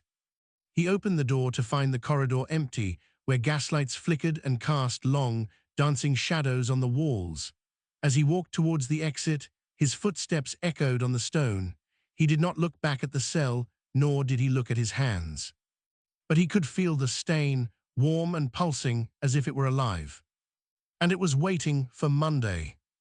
The warmth spread past his wrist, a slow creep of heat that ignored the wool of his sleeve. Barnet kept walking. The corridor stretched ahead, a throat of grey brick swallowing the gaslight before it could reach the floor. Each step echoed, a dull thud that sounded too much like a heartbeat, too much like the dripping ink back in the cell counting down the seconds until Monday morning. He clenched his left hand into a fist, hiding the black mark beneath the cuff, but the pulse remained, a rhythmic throb that matched the distant raw building beyond the iron gates. Newgate did not shake often. The stones were too thick, the mortar too cured by time and soot to tremble at the whims of the weather or the wrath of men. Yet the vibration reached him here, deep in the bone of his heel, traveling up through the soles of his boots like a warning from the earth itself. He paused near the turnkey's desk, where a stack of fresh newsprint sat wrapped in brown paper, tied with twine that had already absorbed the grime of the yard. "Morning, Mr. Barnet." The warder, a man named Gable with a moustache stiffened by wax and tobacco, did not look up from his ledger. He dipped a pen into a pot of ink that sat innocent and still on the wood, none of it attempting to climb the quill. "Is that the Gazette?" Barnet asked. His voice sounded thin, stripped of authority by the long night and the stain hidden in his cuff. Arrived on the 6 o'clock post. Stead's got a new print for the front. Gable finally raised his eyes. They were watery and red-rimmed, lacking the sleep the clerk had forfeited. You'll want to see it before you go in. The governor says the mood outside is turning sour. Barnet reached for the paper. The twine resisted, biting into his fingertip before he snapped it. He unfolded the broadsheet, the smell of wet ink rising to meet him, sharp and chemical, not unlike the nitric acid that had burned Miriam Angel's throat. The illustration dominated the column. It was a woodcut of Israel Lipsky, but the artist had taken liberties with the geometry of the man's face. The nose was hooked like a beak, the eyes widened into saucers of malice, horns sprouting from the temples where hair should have been. Beneath the image, the caption screamed in bold type, "The WHITCHAPEL demon." "He looks like a beast," Gable said, leaning over the desk to peer at the page. "Makes you wonder if the rope is enough for such as that." "It's a likeness, not a truth." "Truth doesn't sell papers, sir. Fear does." A heavy impact shook the door at the end of the hall. Dust sifted from the ceiling, settling on Barnet's shoulders like grey snow. Another thud followed, heavier this time, accompanied by a chorus of voices that merged into a single, guttural demand for blood. They were close. The mob had pressed against the perimeter, driven by the morning's reading material into a frenzy that respected neither law nor stone. "Stone came through the grating an hour ago," Gable said, picking up a jagged piece of flint from his desk.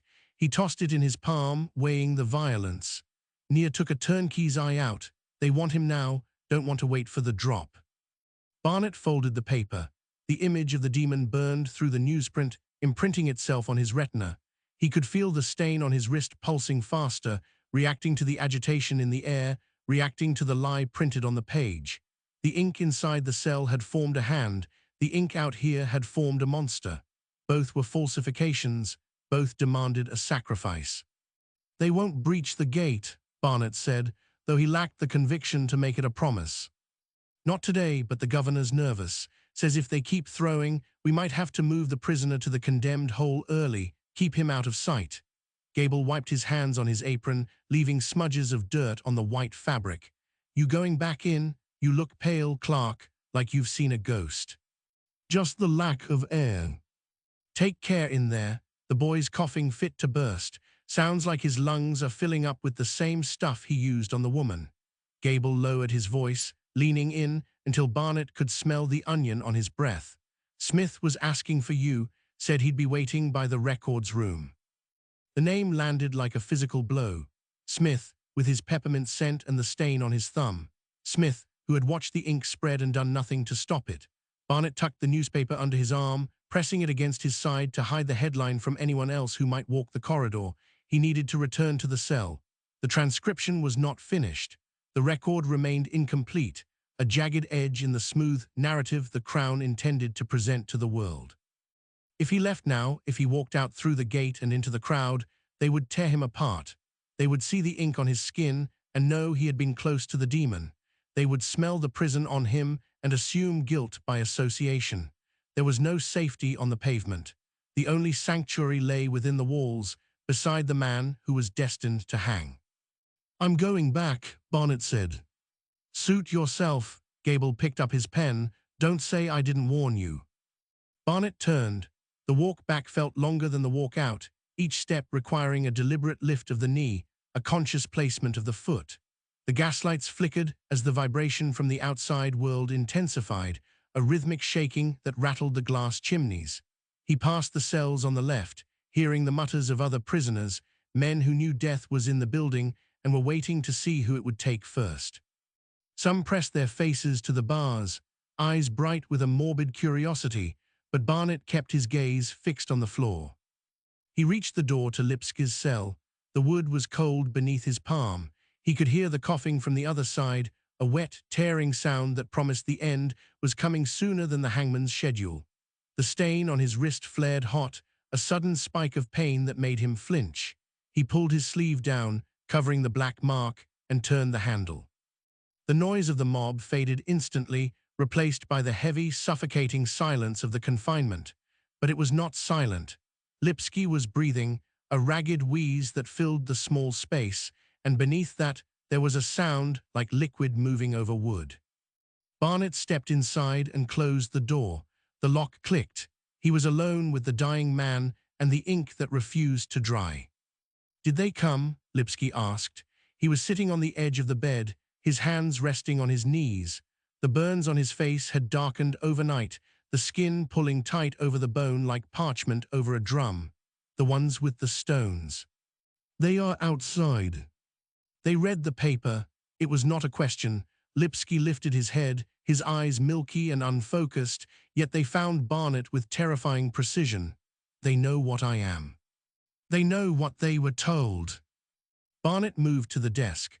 The blotter still lay over the stain. It had not moved. The shape beneath the paper remained a hand, fingers splayed, as if reaching for something just out of grasp. He placed the newspaper on top of the blotter, hiding the supernatural evidence beneath the public lie. The demon on the front page covered the hand on the wood. "Sit," Lipsky said, his voice cracking like a dry twig snapping underfoot. "Right, do it before the coughing takes me." Barnet pulled out the chair. The legs scraped against the flags, a harsh shriek that made them both wince. He sat. He picked up his pen. The nib was clean, devoid of the living blackness that infested the well, but as he dipped it, the ink inside the pot seemed to ripple without his hand moving. "What do you wish to say?" Barnet asked. "The truth," Lipsky whispered. He leaned forward, the smell of acid and decay rolling off him in waves. "About the man with the umbrella." Barnet poised the pen over the paper. Outside, the crowd roared again, a surge of anger that shook the dust from the ceiling. Inside, the ink waited. "Begin," Lipsky said. Barnet touched the nib to the page. The black fluid flowed, eager and hungry, ready to record a truth that no one would believe. The nib scratched, a dry rasp against the fiber of the paper, followed by the wet slick of ink spreading wider than the stroke warranted. Barnet kept his hand steady, forcing the letters to form a uniform line despite the tremor running up his arm from the floorboards. Outside, the roar surged, a physical weight pressing against the brickwork, but inside the cell the air remained still, heavy with the scent of vinegar and spoiled meat. Lipsky leaned forward, the movement costing him visible effort, his shoulders hunching as if to protect the raw patches of skin on his neck. "He held it closed," Lipsky said. The words emerged in a rush, desperate to escape before the coughing returned. "Like a weapon, black silk, silver handle." Barnet wrote, "Black silk, silver handle." The ink pooled around the letters, refusing to sink into the pulp, sitting on the surface like oil on water. He dipped the pen again. The pot was full, yet the level did not drop, the blackness within churning slowly as if stirred by an invisible rod. He ignored it. To acknowledge the anomaly was to admit the record was compromised, and a compromised record was useless to the crown, useless to history, useless to the man dying on the bed. "Did you see his face?" Barnet asked. He kept his eyes on the page, avoiding the milky stare of the prisoner. Shadow gaslight behind him, only the hands. Lipsky lifted his own hands, turning them over. The burns had blistered overnight, the skin yellow and weeping, contrasting sharply with the dark stains on his fingernails. He dropped it, when he ran, in the yard. The floor shuddered. A stone had struck the gate, the impact traveling through the foundation and up the legs of the desk, making the inkwell jump. A single drop flew from the nib, landing on the word yard. It did not stay round. It elongated, stretching towards the margin like a worm seeking dirt. Barnet wiped it with his thumb. The smear remained black, stubborn and glossy. "Continue," Barnet said. His voice sounded thin, swallowed by the thick atmosphere of the cell. "I told them." Lipsky slumped back against the wall. The plaster was damp behind him, leaving a wet mark on his shirt. "Smith, the inspector," he laughed, "said I made it to blame the goyim." "Smith was here." "Yesterday before the paper." Lipsky closed his eyes. His breathing had become a wet rattle, each inhale drawing fluid up from deep within the chest. "He said if I spoke of the umbrella, they would hang me sooner. Said the crowd wants a Jew, only a Jew." Barnet stopped writing. The pen hovered above the paper, a drop of ink gathering at the tip, swelling until gravity threatened to pull it loose. He thought of Smith in the corridor, the peppermint scent masking the decay, the thumb stained with the same black substance now ruining the transcript. If Smith had suppressed the testimony, then this document was not a record of evidence, but a confession of a crime Lipski might not have committed. The law required truth. The mob required blood. Both could not be served. "Write it," Lipski whispered. He opened his eyes. They were wide now, frantic, searching Barnet's face for some sign of mercy. "Put it in the book, so someone knows." A spasm seized the prisoner's chest. Lipski doubled over, his hands clawing at his throat, and the cough tore through the small room, violent and wet. Barnet flinched, pulling his hand back, but not fast enough. A spray of blood misted from Lipski's mouth, landing across the fresh lines of testimony. Red droplets mingled with the black ink, the colors swirling together without blending, oil and water refusing to mix even in death. Lipski gagged, wiping his mouth with the back of his hand. The blood smeared across his cheek, bright against the gray pallor of his skin. He did not seem to notice. He was looking at the paper, at the ruin of his confession. "It is done," Barnet said. He reached for the blotter. "No," Lipski slapped the desk. The sound was weak, a child's protest. "Leave it. Let them see the blood. Let them see what they did." Barnet hesitated. The blotter lay in his hand, ready to absorb the moisture, to clean the page for the official copy. To use it was to sanitize the evidence, to remove the physical proof of the man's deterioration. To leave it was to invite censure, perhaps worse. The governor would not accept a blood-stained transcript. It implied violence within the cell, misconduct, a lack of control. The vibration returned, stronger this time. The gaslight flickered, the flame dipping low before surging bright, casting the shadows of the bars against the opposite wall. Somewhere in the corridor, a key turned in a lock. The sound was distinct, metallic and final, cutting through the muffled roar of the crowd. Barnet froze, the blotter suspended above the page. "They are coming," Lipski said. He sank back onto the mattress, his energy spent. "To finish it." "Not yet." Barnet lowered the blotter, but he did not press down. He left it resting lightly on the corner of the page, a shield that was no shield at all. "The session is not concluded. The rope is ready." Lipski's voice had dropped to a murmur, barely audible over the sound of his own breathing. "I heard them measuring in the hall while you were gone." Barnet stood. The chair scraped against the floor, a harsh note that made Lipski wince. He moved to the door, pressing his ear against the wood. Voices drifted through the panel, low and urgent. He recognized the governor's baritone, clipped and authoritative, and another voice, higher, nasal, Rosenblum, the witness from the street. What was he doing here, inside the secure wing? "Open up, Barnet." Although muffled by the wood, the governor's voice remained clear as he announced, "We are ending the session because the security situation is untenable." Barnet looked back at the desk. The ink had stopped moving. The blood was beginning to dry, turning a dark, crusty brown around the edges of the paper. Lipski watched him, his expression unreadable, the pain masked by a sudden, terrifying calm. "Hide the paper," Lipski said. "What?" "The top sheet, take it. If they find it, they will burn it." Lipski shifted, turning his face to the wall. "I trust you, Clark. Do not make me a liar." The keys scraped in the lock again, closer this time. Barnet snatched the top page from the desk, folding it quickly and shoving it into his inner pocket. The paper was damp, the ink still wet, staining his waistcoat where it touched the fabric. He straightened his coat just as the latch lifted. The door swung open. Governor Berry stood in the frame, his face flushed, holding a lantern that cast a harsh yellow light into the gloom of the cell. Behind him, peering over the governor's shoulder, stood Henry Rosenblum, his eyes wide, fixed not on the prisoner, but on Barnet's pocket. "Time is up," Berry said. He stepped inside, the smell of rain and wool clinging to his coat. "Get out, both of you." Barnet nodded. He did not speak. He could feel the weight of the paper against his ribs, heavy as a stone, burning like the acid on the dead woman's face.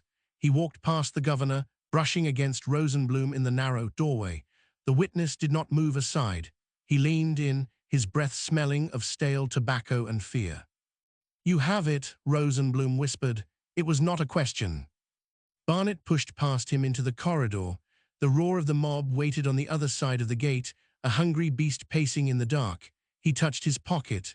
The truth was safe. For now. But the hangman's rope was already measured, and the clock on the wall ticked louder than the crowd. Rosenblum's breath hung in the narrow gap between them, a cloud of stale tobacco and panic that smelled of the street outside. The whisper had landed, sharp as a pin, but Barnet kept his feet moving, forcing the witness to step back or be trampled.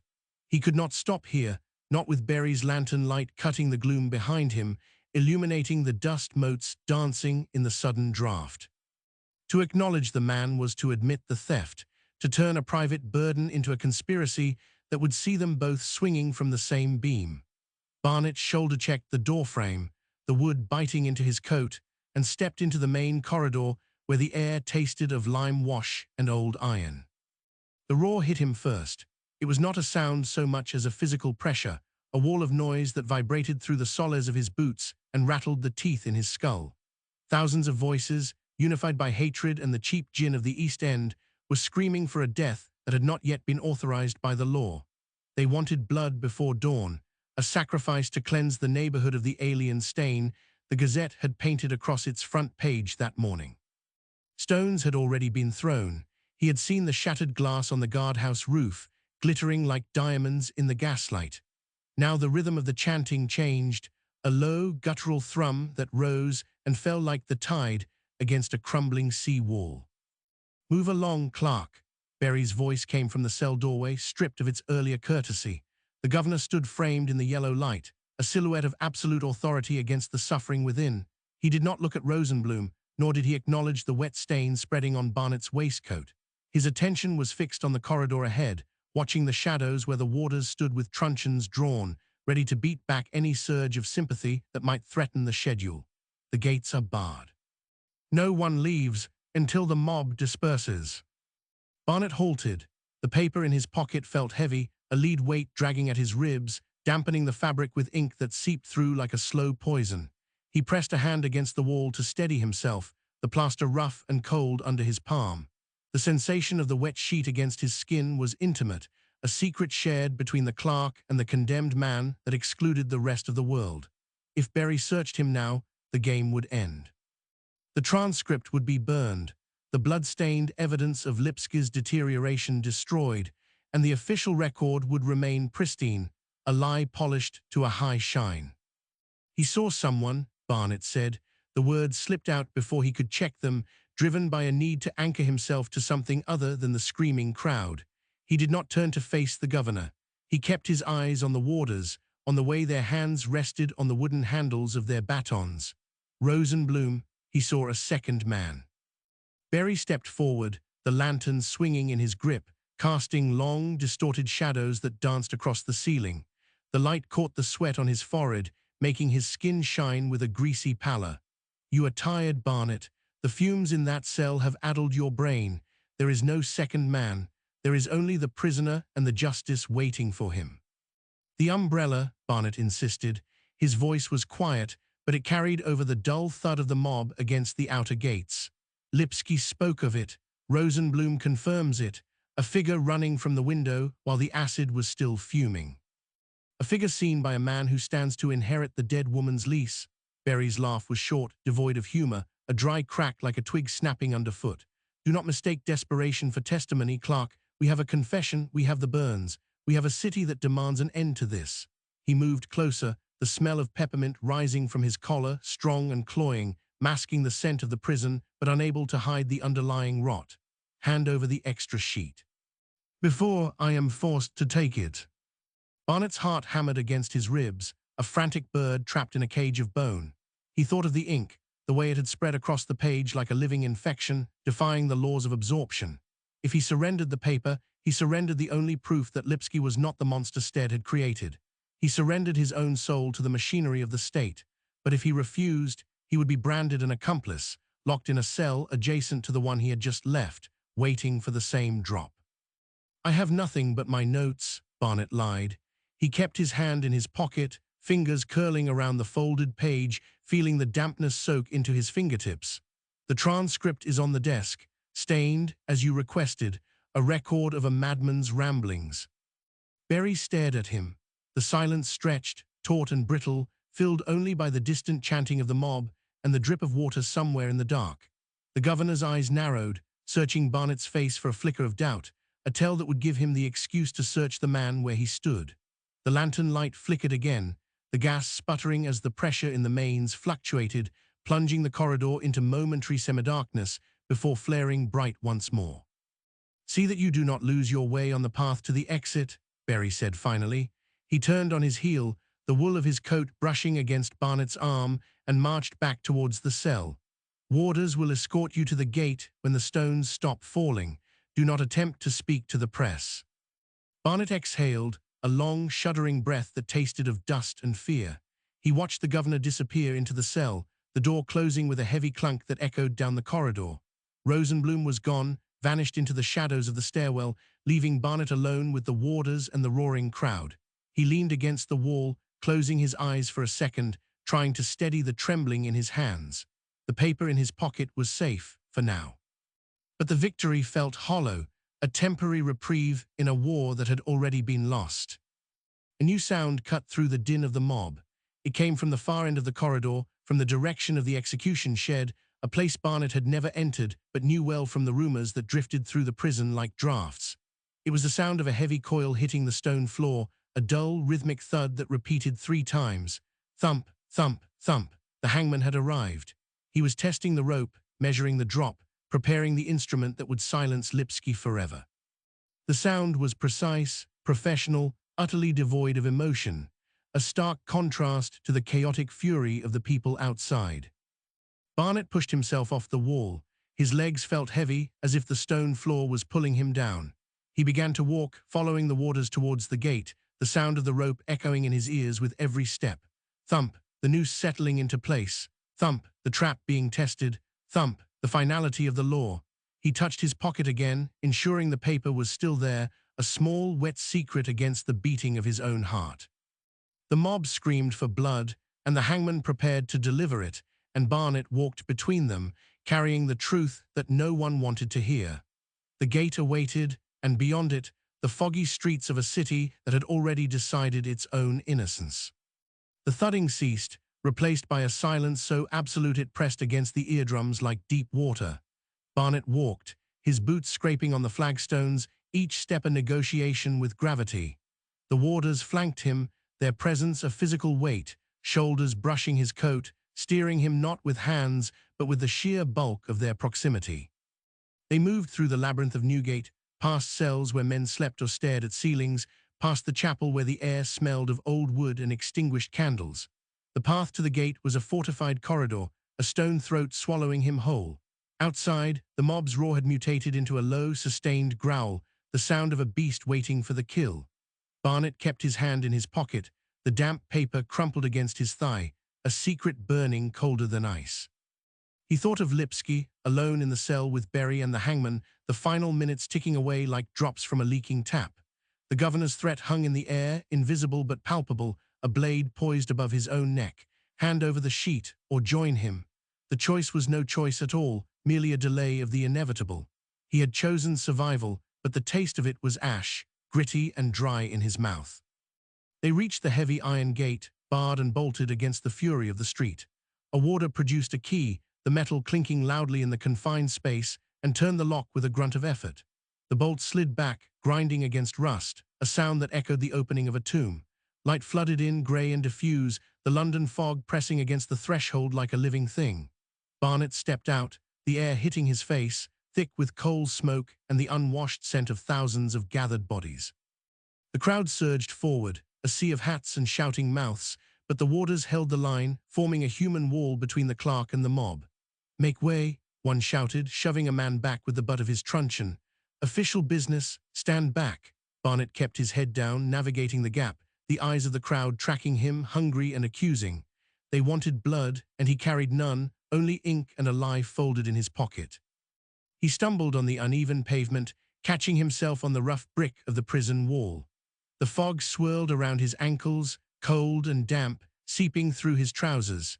He walked faster, putting distance between himself and the gate, the roar of the crowd fading into a dull hum behind him. Batty Street lay a mile away, a wound in the city that had not yet healed. He needed to see it again, the room where Miriam Angel died, the space that defied the logic of the prosecution's story. The layout was impossible, a geometric contradiction that no amount of legal rhetoric could smooth over. If Lipsky had thrown the acid from within the room, the scorch marks would be on the inner walls, the furniture, the bed frame. But the mark on the door frame suggested otherwise, a splash from the outside in, as if the attacker had stood in the corridor and unleashed the chemical through the open doorway. It was a detail the police had ignored, or perhaps deliberately obscured, a flaw in the narrative that threatened to unravel the entire case. Barnet turned into Whitecapel Road, the traffic thick with carts and omnibuses, the horses snorting steam into the chill air. The smell of rotting vegetables and horse manure mingled with the fog, a familiar perfume of poverty. He kept to the edge of the pavement, avoiding the mud, his mind racing through the dimensions of the room, the trajectory of the acid, the position of the body. It didn't fit. Nothing fit. Yet the machine ground on, crushing the truth beneath the weight of public opinion. He reached Batty Street, the house standing somber and silent, windows dark despite the early hour. A police constable stood guard at the door, leaning against the frame, smoking a clay pipe. He recognized Barnet, the clerk from the court, and nodded, a gesture of weary camaraderie. "Back again, sir?" the constable asked, smoke curling from his lips. "Thought you'd finished with this place." "Checking a detail," Barnet replied, his voice sounding thin in the quiet street. "For the transcript. The governor authorized it." It was a lie, smooth and easy, slipping out before he could check it. The constable shrugged, stepping aside to let him pass. "Don't touch anything. Inspector Smith's orders." "I won't." Barnet climbed the stairs, his heart beginning to race again like a frantic bird beating against his ribs. The room was empty, stripped of the body, while the furniture pushed to the sides lay covered in dust sheets that looked like shrouds. Trapped and heavy, the stale air retained the ghost of the acid's bite, a sharp tang lingering in the back of the throat. He went straight to the doorframe, kneeling to inspect the wood. There it was, the scorch mark, dark and jagged, eating into the grain. When he ran a finger over it, the wood felt rough and brittle. The angle was wrong, impossible for struggle inside. Someone had stood outside and thrown it in. He sat back on his heels as the realization settled over him like a cold shroud. Lipsky was innocent of this, at least. Or perhaps he was merely a pawn, a convenient scapegoat for a crime committed by another. The man with the umbrella, the figure Rosenblum had hinted at. Was he real, or a phantom born of fear? Barnet stood up, his knees cracking in the silence. He looked around the room where shadows lengthened as the light failed. The truth was here, etched in the wood, but no one would listen. The verdict was already written, the rope already tested. He took out his notebook, flipping to a fresh page to begin writing not for the official record, but for himself. It was a secret account, hidden in the lining of his coat, a testament to a justice that had failed. The pen scratched against the paper, a harsh, rhythmic sound in the empty room. He wrote until his hand cramped, the words flowing fast and desperate to capture the geometry of the lie. When he finished, he tore the page out, folding it small and tucking it into his pocket next to the damp sheet from the prison. Two secrets now, heavy and dangerous. He stood up, brushing the dust from his trousers, and looked once more at the doorframe. "Forgive me," he whispered to the empty room, to the dead woman, to the man waiting to die. Then he turned and walked out, descending the stairs into the fog while carrying the weight of a truth that could save no one. The constable was gone, the street empty save for a stray dog picking at a bone in the gutter. Barnet pulled his coat tighter, the paper pressing against his side, and began the long walk back to the city centre. As the gaslights flickered on, they cast long, distorted shadows on the pavement. Somewhere a church bell tolled, the sound muffled by the fog, counting down the hours to the dawn, to the drop, to the end. He walked on, a solitary figure in a city that had already closed its case. Newgate loomed out of the mist, a black bulk against the bruised sky, the stone-sweating dampness that chilled the bone. Barnet paused at the gate, the iron cold under his palm, and drew a breath that tasted of coal smoke and unwashed bodies. The note in his pocket pressed against his thigh, a sharp edge of paper reminding him of the treachery he carried. He showed his pass to the turnkey, a man with eyes like dull buttons who swept his gaze across the document and waved him through without a word. The courtyard was empty, the cobbles slick with rain, and the only sound was the distant clatter of a hansom cab somewhere beyond the walls, a world away from the stillness of the condemned yard. He climbed the steps to the administrative wing, his boots echoing on the stone, each step a measured tick of the clock winding down. The chaplain's office lay at the end of the corridor, a sliver of light bleeding from beneath the door. Barnet knocked, the sound sharp and intrusive in the quiet hall, and waited for the summons to enter. Inside, the air was thick with the scent of beeswax and dried lavender, overlaid with something sharper, medicinal, peppermint. The smell prickled the back of his nose, familiar and unsettling, recalling the governor's office and the vague suspicion that had lodged there like a burr. The chaplain sat behind a desk piled with ledgers, his hands folded over a Bible bound in black leather. He looked up as Barnet entered, his face pale and smooth, devoid of the grease that marked the streets outside. "Mr. Barnet," he said, his voice low and modulated, trained to soothe the dying. "I expected you sooner," the governor was concerned. "The transcript requires verification," Barnet replied, standing near the door, unwilling to step closer to the desk. "There are discrepancies in the spatial account." The chaplain sighed, a soft exhalation that barely moved the papers on the desk. He reached for a glass of water, his fingers steady, and took a sip before speaking. "Discrepancies are common in cases of such emotional turbulence. The mind distorts space when death is near. We offer comfort, not geometry." "The acid burns do not lie," Barnet said, the words coming out harder than he intended. "Nor does the doorframe." A flicker of something passed behind the chaplain's eyes, a quick shuttering of light. He set the glass down so the base clicked against the wood. "You are tired, Mr. Barnet, for the work takes a toll on us all, but you must understand that the confession serves a purpose beyond the factual.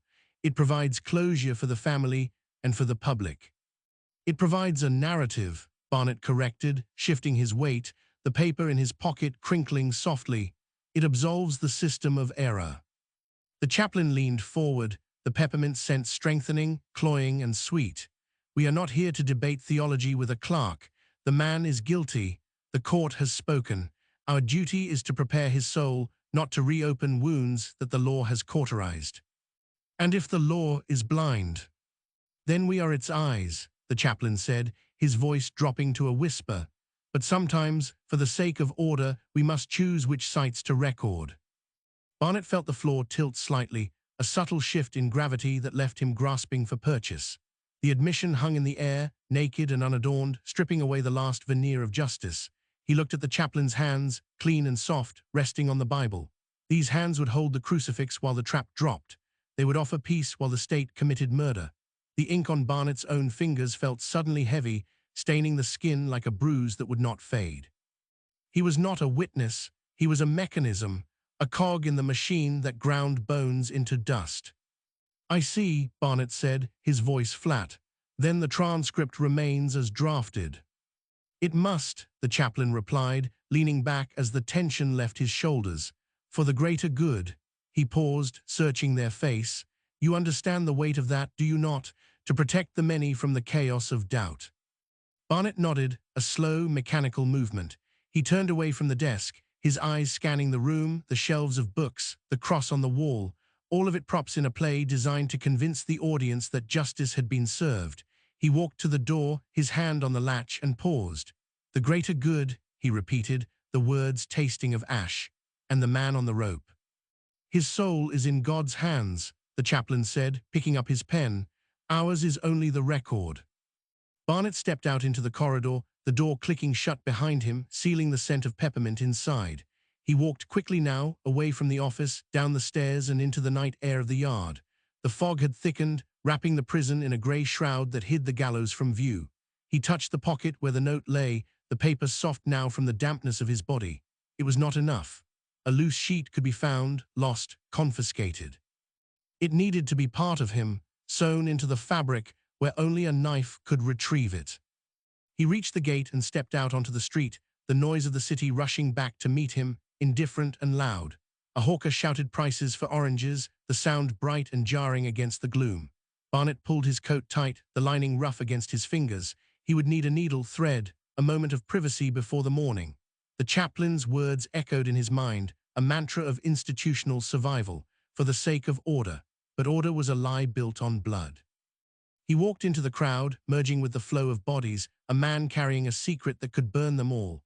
The note was truth, but truth was dangerous. It needed protection, It needed to be hidden where the light could not find it. He turned towards home, the path familiar yet altered, every shadow holding the potential for discovery. The clock in the distance struck the hour, the sound booming across the rooftops, marking another slice of time gone. Lipsky would wake soon. The chaplain would pray. And Barnet would write the lie, while the truth rested against his ribs, stitched into the wool. The fog did not lift. It settled into the wool of his coat, a damp weight that clung to the skin long after the prison gates had swallowed the noise of the street. Barnet walked without seeing the cobblestones, his feet moving by memory alone, while his mind replayed the chaplain's calm admission, the way the man had picked up his pen, as if signing a grocery list rather than condemning a soul to the drop. Ours is only the record. The phrase looped in his head, a broken wheel on a cart, grinding against the axle of his conscience until the friction sparked a cold, hard clarity. He needed a needle, not for mending, but for burial. His lodging house on Commercial Street offered no sanctuary, only a narrow staircase that groaned under the weight of tenants who kept their heads down and their doors locked. He climbed to the top floor, the air thick with the smell of boiled cabbage and coal dust, and fumbled with the key until the tumbler clicked. Inside, the room was small, dominated by a bed that sagged in the middle and a table scarred by the rings of countless teacups. Single gas jet hissed above the mirror, casting a yellow light that made the shadows stretch long and distorted across the floorboards. Barnet stripped off his coat, the fabric heavy with the day's moisture, and laid it flat on the table. He ran a hand over the lining, feeling the rough serge, the place where the truth now lived in the form of a folded sheet of paper tucked into the breast pocket. It felt too prominent, a lump that shouted its presence to anyone who might pat him down or search his effects. He opened his trunk, digging past shirts and spare collars until his fingers found the sewing kit, a tin box rusted at the edges containing spools of black thread and a collection of needles of varying lengths. He selected one, thick and sturdy, and threaded it with a double strand, the wax cotton stiff against his thumb. Sitting on the edge of the bed, he held the coat open, the lining exposed like the inside of a wound. The paper crinkled as he adjusted it, the sound sharp in the quiet room. He could not simply stitch the pocket shut. A sealed pocket invited curiosity. Instead, he would weave the truth into the garment itself, making the lie of the official transcript the only visible layer, while the real account became part of the structure, hidden in the seam where the lining met the wool. The first puncture of the needle through the fabric required force, the tip resisting before piercing the dense material. He pulled the thread through, the motion rhythmic and deliberate, in and out, in and out. Each stitch was a vow, a silent rebellion against the chaplain's order, against the governor's convenience, against the hungry press that demanded a monster to feed the city's fear. He thought of Lipsky in the cell, the burns on his face likely weeping through the bandages, the man's voice reduced to a whisper that the state had already decided to ignore. Barnet pushed the needle through again, the thread biting into the cloth. If they found this, he would hang alongside the prisoner, charged with obstruction or worse, branded a traitor to the Crown's justice. The risk sat in his throat, a solid lump that made swallowing difficult. Outside, a carriage rattled past, the wheels striking a stone and sending a vibration up through the floorboards, shaking the water in the basin on the washstand. The ripples distorted his reflection, breaking his face into fragments that swam and merged again. He kept sewing, his eyes fixed on the joining of the fabrics, watching the black thread disappear into the grey wool. The work demanded precision. A sloppy job would snag, would tear, would reveal the bulge beneath. He worked slowly, counting the stitches, ensuring the tension remained even so the lining lay flat against his chest. Sweat gathered at his temples, trickling down the side of his nose, but he did not wipe it away. His hands moved with a mechanical efficiency that belied the turmoil churning in his gut, the same efficiency he applied to the stenograph machine, capturing words he knew were lies, now repurposed to hide the truth. A draft slipped through the window frame, carrying the scent of the river, low and muddy, mixed with the acrid tang of chemical works downwind.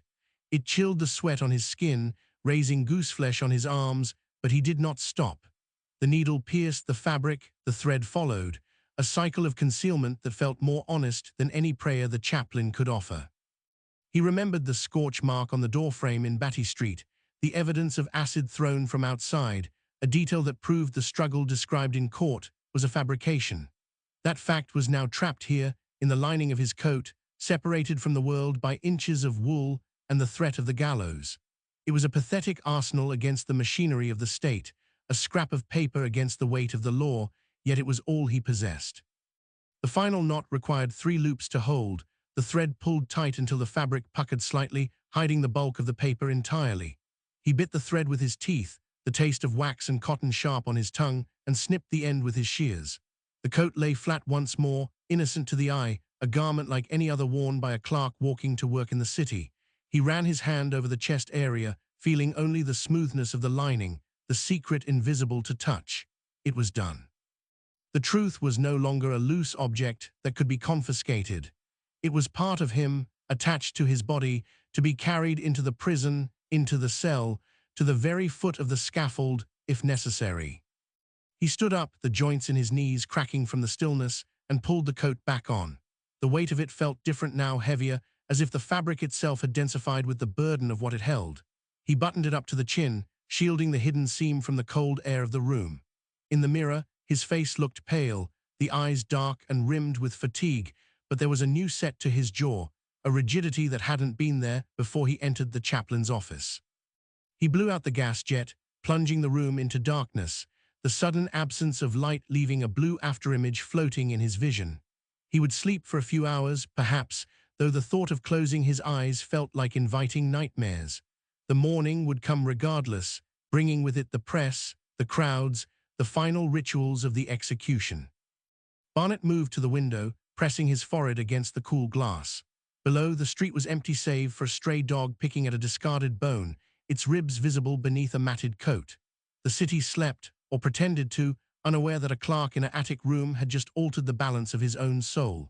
He turned away from the window, his hand instinctively going to the inside of his coat, fingers brushing the spot where the paper lay hidden against his heart. The sensation was faint, a mere texture change, but it anchored him, a physical reminder that he was no longer just a recorder of events. He was a participant. The clock on the mantel ticked, the sound loud in the silence, counting down the hours until the trap would spring. He would be there, he would watch, and he would carry the truth with him, stitched into his skin until the end of the line. The needle lay on the table, a silver sliver in the dark, the tool of his small, desperate salvation. He left it there, turning towards the bed, the coat still on, unwilling to separate himself from the secret even in sleep. The floorboards creaked as he sat, the springs groaning under his weight, and he waited for the dawn, his hand resting over the hidden stitch, guarding the only thing that remained his own. Iron groaned against stone. Barnet shifted his weight on the pavementia egrave cobblestones uneven beneath his boots, the damp morning mist clinging to his collar like a wet wool scarf. He stood before the blackened gates of Newgate, the massive locks tumbling inside with a sound that echoed in his chest, heavier than the letters stitched against his ribs. 2 warders stepped from the lodge, their uniforms stiff with brass buttons that caught the weak grey light, faces blank as they approached him. One held a lantern, though the sun was up, the flame flickering in the draught that swept through the archway. Name: Barnet, Thomas Barnet, coroner's clerk. The warder did not blink. He reached out, gloved hands patting down Barnet's arms, pressing hard against the ribs, the thighs, the hollow of the throat. It was a routine search, performed 1,000 times before, yet Barnet's breath hitched when the man's fingers lingered on the left side of his chest. The wool of the coat was thick, but the lump of paper beneath the lining created a ridge, a small hill in the landscape of the garment. The warder paused. His thumb rubbed back and forth over the spot, the friction generating heat that Barnet felt through the fabric. Something here. Nothing of consequence. Barnet kept his voice level, though his throat felt dry, the words sticking slightly on the roof of his mouth. Lining comes loose. I stitched it last night. The warder stepped back, signaling to the other man, who produced a pair of shears from his belt. The steel glinted, cold and sharp. They did not ask permission. Permission was not a currency spent at Newgate. The first warder grabbed the lapel of the coat, yanking it open to expose the waistcoat beneath, while the second brought the shears to the fabric. Barnet stood still. To move was to admit guilt. To speak was to waste breath. The cold air bit at his chest as the coat was pulled wide. Snip! The sound was loud in the quiet yard. The shears bit through the thread Barnet had waxed and knotted only hours before, the resistance of the needlework yielding to the sharp steel. A flap of lining peeled back. The white envelope stared out from the dark wool, stark and accusing. The warder reached in, his fingers hooking the paper, and dragged it free. Barnet watched it leave the coat, feeling lighter and somehow heavier all at once, the secret now exposed to the grey sky. Addressed to the Gazette, the warder turned the envelope over, reading the name of the journalist Barnet had hoped would print the truth about the scorch marks. You know the rules, clerk, no outgoing post without the governor's seal. It concerns the trial, evidence. It concerns nothing. The warder struck a match against the sole of his boot, the sulphur flare bright and sudden. He held the flame to the corner of the envelope. The paper curled, blackening, the fire eating the ink before it could be read. Barnet watched the ash fall to the wet stones, dissolving into the mud instantly. There was no drama in it, no speech, just the destruction of proof. The warder dropped the remains and ground them under his heel, twisting his boot until nothing remained but a smear of carbon. Parse. Barnet buttoned the coat over the ruined lining, the flaps hanging loose where the stitch had been cut. He walked through the gate, the iron closing behind him with a final clang that severed the outside world from the stone corridor ahead. The air inside was different, stale and recycled, smelling of lime wash and unwashed bodies, the scent of men waiting to die. He moved down the passage, his footsteps echoing on the flagstones, the rhythm of his walk unchanged despite the hollow feeling in his gut. The loss of the letter was a blow, yet it clarified something in him, stripping away the hope that someone else might act. A door opened to his right. Governor Berry stood in the frame, his silhouette blocking the light from the office behind him. He did not smile. He held a pocket watch in one hand, checking the time against the position of the sun through the high grating. "You are late, Mr. Barnet. The search took time. Efficiency is required. The prisoner is deteriorating." Berry snapped the watch shut, the sound like a pistol shot in the corridor. "He speaks incoherently. We need the transcript completed before noon. The hangman arrives at 10. Barnet nodded. He could feel the cold air on his chest where the lining was open, the chill seeping into his skin. "I will begin immediately." "See that you do." Berry stepped back into the shadows of his office. "And Barnet, do not attempt to smuggle again. The next time we search the body, not the coat." The threat hung in the air, unadorned and precise. Barnet walked past the office, his hand instinctively moving to cover the cut in his coat, fingers pressing against the wool to hide the damage. The corridor stretched ahead, leading to the condemned cell, where Lipsky waited in the dark. He could hear the sound of a man coughing further down the hall, a wet, rattling noise that echoed off the damp walls. It was not a sound of life, but of erosion. Barnet quickened his pace, the ink in his satchel feeling heavier than the letter ever had. He would write the words. He would record the lies, but he would not forget the ash on the stones outside. The door to the cell block loomed. A warder stood beside it, key in hand, waiting for Barnet to approach. The lock turned. The door swung open. Inside, the gaslight flickered, casting long shadows against the peeling paint. Lipsky sat on the cot, his head in his hands, the burns on his face visible even in the dim light. He looked up as Barnet entered, his eyes wide and unfocused, searching for something that was not there. "Did you send it?" Lipsky's voice was a rasp, the acid damage evident in the way he formed the vowels. Barnet closed the door behind him. The lock clicked. "Sit down, Israel." "Did you send it?" Barnet placed his satchel on the table. The leather thudded against the wood. He took out his pen, the nib cold against his fingers. "We must begin the record." The chair scraped loudly against the floor as Lipsky stood up. Stumbling forward, he grabbed Barnet's sleeve with a grip that was weak yet desperate. "They will hang me for nothing," he cried, insisting. "You know it, for I told you about the umbrella." "The record requires your statement." Barnet pulled his sleeve free, the fabric rustling in the quiet cell. "Sit." Lipsky stared at him until the recognition faded from his eyes, replaced by a dull acceptance as he sat back on the cot, his shoulders slumping. Barnet dipped the pen in the inkwell where the black liquid shimmered, ready to stain the paper. He looked at Lipsky, then at the page. The first line waited, and the truth waited, yet neither would survive the morning. "State your name for the record." "Israel Lipsky." "The date?" 20th August. Barnet wrote, The scratch of the pen filled the room. Outside, the city woke up. Inside, the clock ticked down. The scratch of the pen filled the room, a dry insect noise against the damp stone. Lipsky watched the ink dry, his eyes tracking the black veins as they spread across The Cicadilla, currency sign Cicadilla of the paper like gangrene in a wounded limb. Barnet did not look up. He kept the nib moving, forcing the letters into straight lines while the liquid beneath them swelled, ignoring the boundaries of the script. "Read it," Lipsky said. "The record is for the court. Read it." Barnet paused. The ink had crossed the margin, a dark tide seeping into the blank space where no words belonged. He dipped the pen again, the well nearly empty, and pressed the steel against the page. "Israel Lipsky, 20th August. I was in the room when the woman died." "Liar. That is your statement." "No," Lipsky shifted on the cot, the straw ticking crunching under his weight. He lifted a hand to his throat, fingers hovering over the red, raw skin where the acid had eaten through the epidermis. The smell hit Barnet then, sharp and chemical, cutting through the stale air of the cell. It was not just the scent of injury, it was the odor of the bottle itself, nitric acid lingering in the pores days after the spill.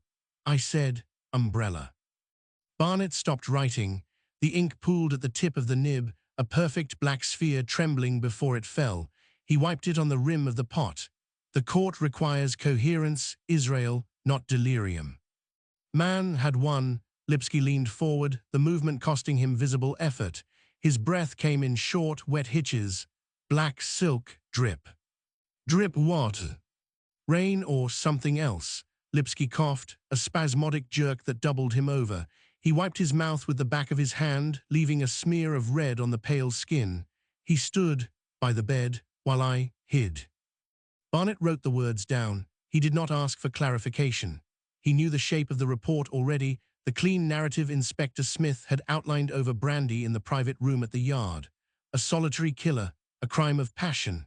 No second man, no umbrella-dripping rain inside a dry room on Batty Street. To write this was to invite scrutiny, yet to omit it was to falsify the transcript. The ink spread faster now, the letters blurring as the paper absorbed the liquid with unnatural hunger. "Why do you write?" Lipsky asked. His voice had dropped to a whisper, the rasp grinding like sandpaper on wood. "It is my employment. You sell the words. I record them." "Same thing." Lipsky lay back, staring at the ceiling where the gaslight flickered in the draft from the vent. "Barry knows, he smells like the bottle." Barnet's hands stopped. The pen hovered above the paper, a drop of ink swelling at the slit of the nib until it grew heavy and fell, landing on the word record. The black spot expanded, eating the letters beneath it. He did not blot it. He watched the stain grow, wondering if the paper itself was rotting from the inside out. "Governor Barry manages the prison. He smells peppermint and acid." Lipsky closed his eyes, which were swollen, the skin around them purple and tight. "Same smell on the man with the stick." Barnet capped the inkwell. The click of the lid sounded like a lock engaging. He had heard this before in the fragmented mutterings of the first night, but never so clearly. Peppermint was a common scent, used to mask the odor of tobacco or sickness, but coupled with the acid. It was a thread, thin and frayed, leading nowhere visible. He could pull it and unravel the case, or he could cut it and save himself. "The transcript is sufficient for today," Barnet said. He stood up, the chair legs scraping against the flagstones. His knees cracked, the sound loud in the small space. "Not enough," Lipsky murmured. He did not open his eyes. "They want blood, not truth." Barnet packed the papers into his satchel. He placed the stained sheet on top, the black veins of the ink visible through the thin layer of foolscap. He fastened the leather strap, the buckle cold against his fingers. The cell felt smaller now, the walls pressing in as the gaslight dimmed slightly, the pressure in the line dropping as the prison settled into the afternoon lull. "Rest," Barnet said. "I will return tomorrow." "Tomorrow," Lipsky laughed, a short, dry sound that turned into a wheeze. "Too late for tomorrow." Barnet turned to the door. He reached for the handle, the iron cold and rough under his palm. He hesitated, his hand resting on the latch, listening to the silence behind him. It was not empty silence. It was the heavy, waiting quiet of a man holding his breath before the drop. He pushed the door open and stepped into the corridor. The water was gone. The passage stretched out in both directions, empty and dim, the gas jets burning low against the whitewash of the walls. Barnet walked towards the main gate, his footsteps echoing on the stone. He clutched the satchel against his side, the leather pressing into his ribs. The papers inside felt hot, as if the ink were generating heat as it consumed the truth. He reached the junction where the corridor met the governor's office. The door was closed, but light leaked from the bottom gap, a sharp yellow line on the dark floor. Barnet stopped. He could hear voices inside, low and urgent. One was Barry's, clipped and authoritative. The other was deeper, rougher, carrying the cadence of the street rather than the administration. Barnet leaned closer, his ear inches from the wood. The scent of peppermint drifted out from the crack, strong and cloying, mixed with the tang of tobacco smoke. He held his breath, the air in his lungs burning. "The transcript must be clean," Barry said, his words distinct as they cut through the wood. "Smith arrives in 10 minutes. He added that the clerk must understand the consequences of any deviation." "He understands," the second voice replied. "He burnt his notes. He knows which side the bread is buttered on." Barnet stepped back. The floorboard under his foot creaked, a sharp snap in the quiet hall. The voices inside stopped instantly. The light under the door did not change, but the silence that followed was absolute, a physical weight pressing against the wood. Barnet tightened his grip on the satchel strap, the leather biting into his palm. He turned away from the door and walked towards the exit, his pace steady, though his legs felt heavy. The outer door loomed ahead, the iron bars casting a grid of shadows across the floor. He needed to leave before Smith arrived. He needed to be outside, where the air did not smell of lime and lies. But the satchel was heavy, and the ink inside was still wet, still spreading, still waiting for a hand to guide it towards the light or bury it in the dark. He reached for the latch. The metal was cold. Behind him, the handle of the governor's office turned. The latch lifted, a click of iron on iron, sharp as a bone snapping. Barnet did not run. Running would admit guilt, and guilt was a luxury the clerk could not afford when the walls themselves had ears. He pushed the outer door open, the heavy timber groaning on its hinges, and stepped into the courtyard where the evening fog clung to the cobblestones like wet wool. The air outside tasted of coal smoke and damp horse manure, a relief after the stale lime of the cells, yet it did nothing to clear the burning sensation in his chest. Behind him, the footsteps in the corridor accelerated, boots striking stone with a rhythm that promised pursuit, but offered no immediate capture. He walked faster, his stride lengthening until the satchel slapped against his hip with every step. The gatehouse loomed ahead, a squat brick structure manned by a warder who leaned against the frame, picking at his fingernails with a penknife. Barnet slowed, forcing his breathing to steady, though his heart hammered against his ribs like a trapped bird desperate for the sky. To rush now would be to invite suspicion, to turn a quiet departure into a flight. "Leaving early, Mr. Barnet." The warder straightened, the knife vanishing into his tunic pocket. His eyes, small and watery in a face mapped with red veins, swept his gaze across the satchel with casual interest. "The governor has dismissed me for the day," Barnet said. His voice sounded thin, stretched tight over a sudden urge to vomit. "Inspector Smith requires the transcript before the morning edition goes to press."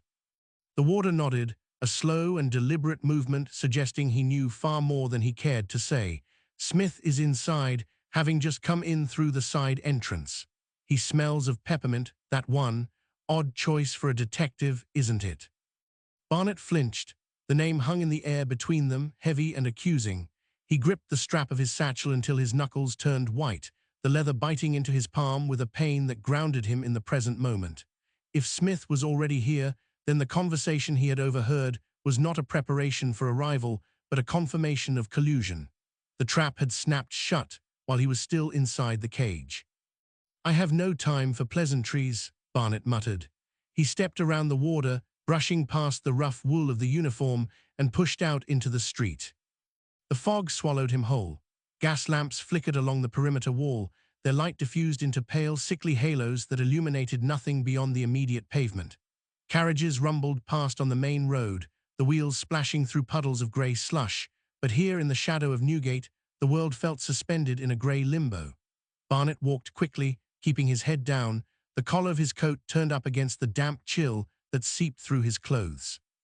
He needed to reach his lodging before the full weight of the conspiracy settled upon him. His rooms in Holborn were small and cold, the fire in the grate reduced to a bed of glowing embers that cast long, dancing shadows against the peeling wallpaper. He locked the door behind him, the bolt sliding home with a solid thud that offered little comfort against the magnitude of what he knew. The silence of the room pressed in, a stark contrast to the echoing corridors of the prison, yet it felt just as suffocating. He dropped the satchel onto the table, the thump of it sounding like a gavel striking wood. Inside lay the transcript, the official record, the lie that would hang a man. Barnet reached into his inner pocket and withdrew a folded sheaf of papers, his own notes written in a hurried, jagged hand during the long nights when sleep refused to come. These pages contained the discrepancies, the angle of the burns that suggested the victim was supine when the acid was poured, the testimony of the neighbors who had seen a second man fleeing Batty Street, the scent of peppermint that linked the governor to the crime scene.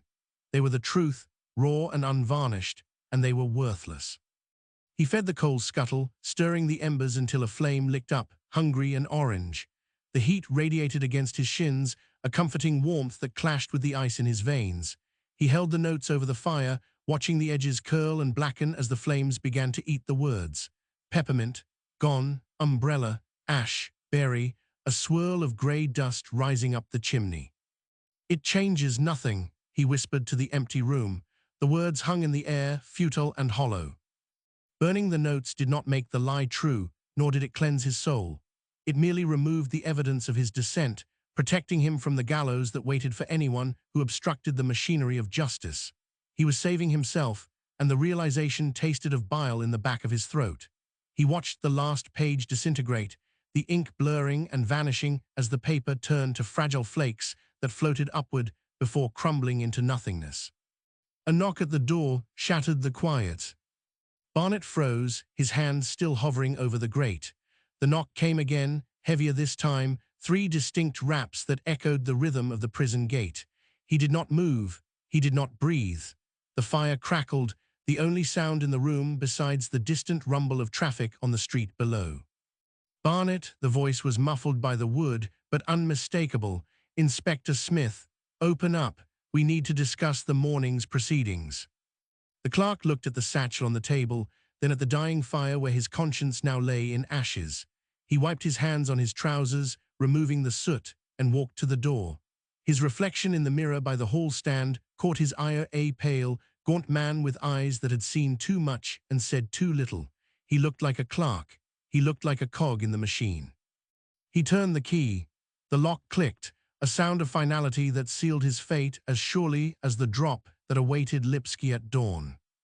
Come in, Inspector, Barnet said, stepping back to allow the man with the peppermint scent to enter. The transcript is ready. It is exactly as you requested. Smith stepped into the room, bringing with him the fog and the smell of the street and the faint, cloying sweetness of mint that masked the rot beneath. He smiled, a thin stretching of lips that did not reach his eyes, and closed the door behind him. Good man, Smith said, rubbing his hands together as he approached the fire. We shall make a fine job of this, you and I a clean end for a messy business. Barnet watched the inspector warm his hands over the flames that had just consumed the truth. The firelight danced in Smith's eyes, reflecting a triumph that was absolute and unchallenged. Barnet felt a strange calm settle over him, a hardening of the spirit that felt like death but allowed him to stand upright. He would survive the morning. He would keep his job. He would walk the streets of London while Lipsky swung, and he would carry the weight of the paper in his satchel until the day he died. The ink is dry, Barnet said softly.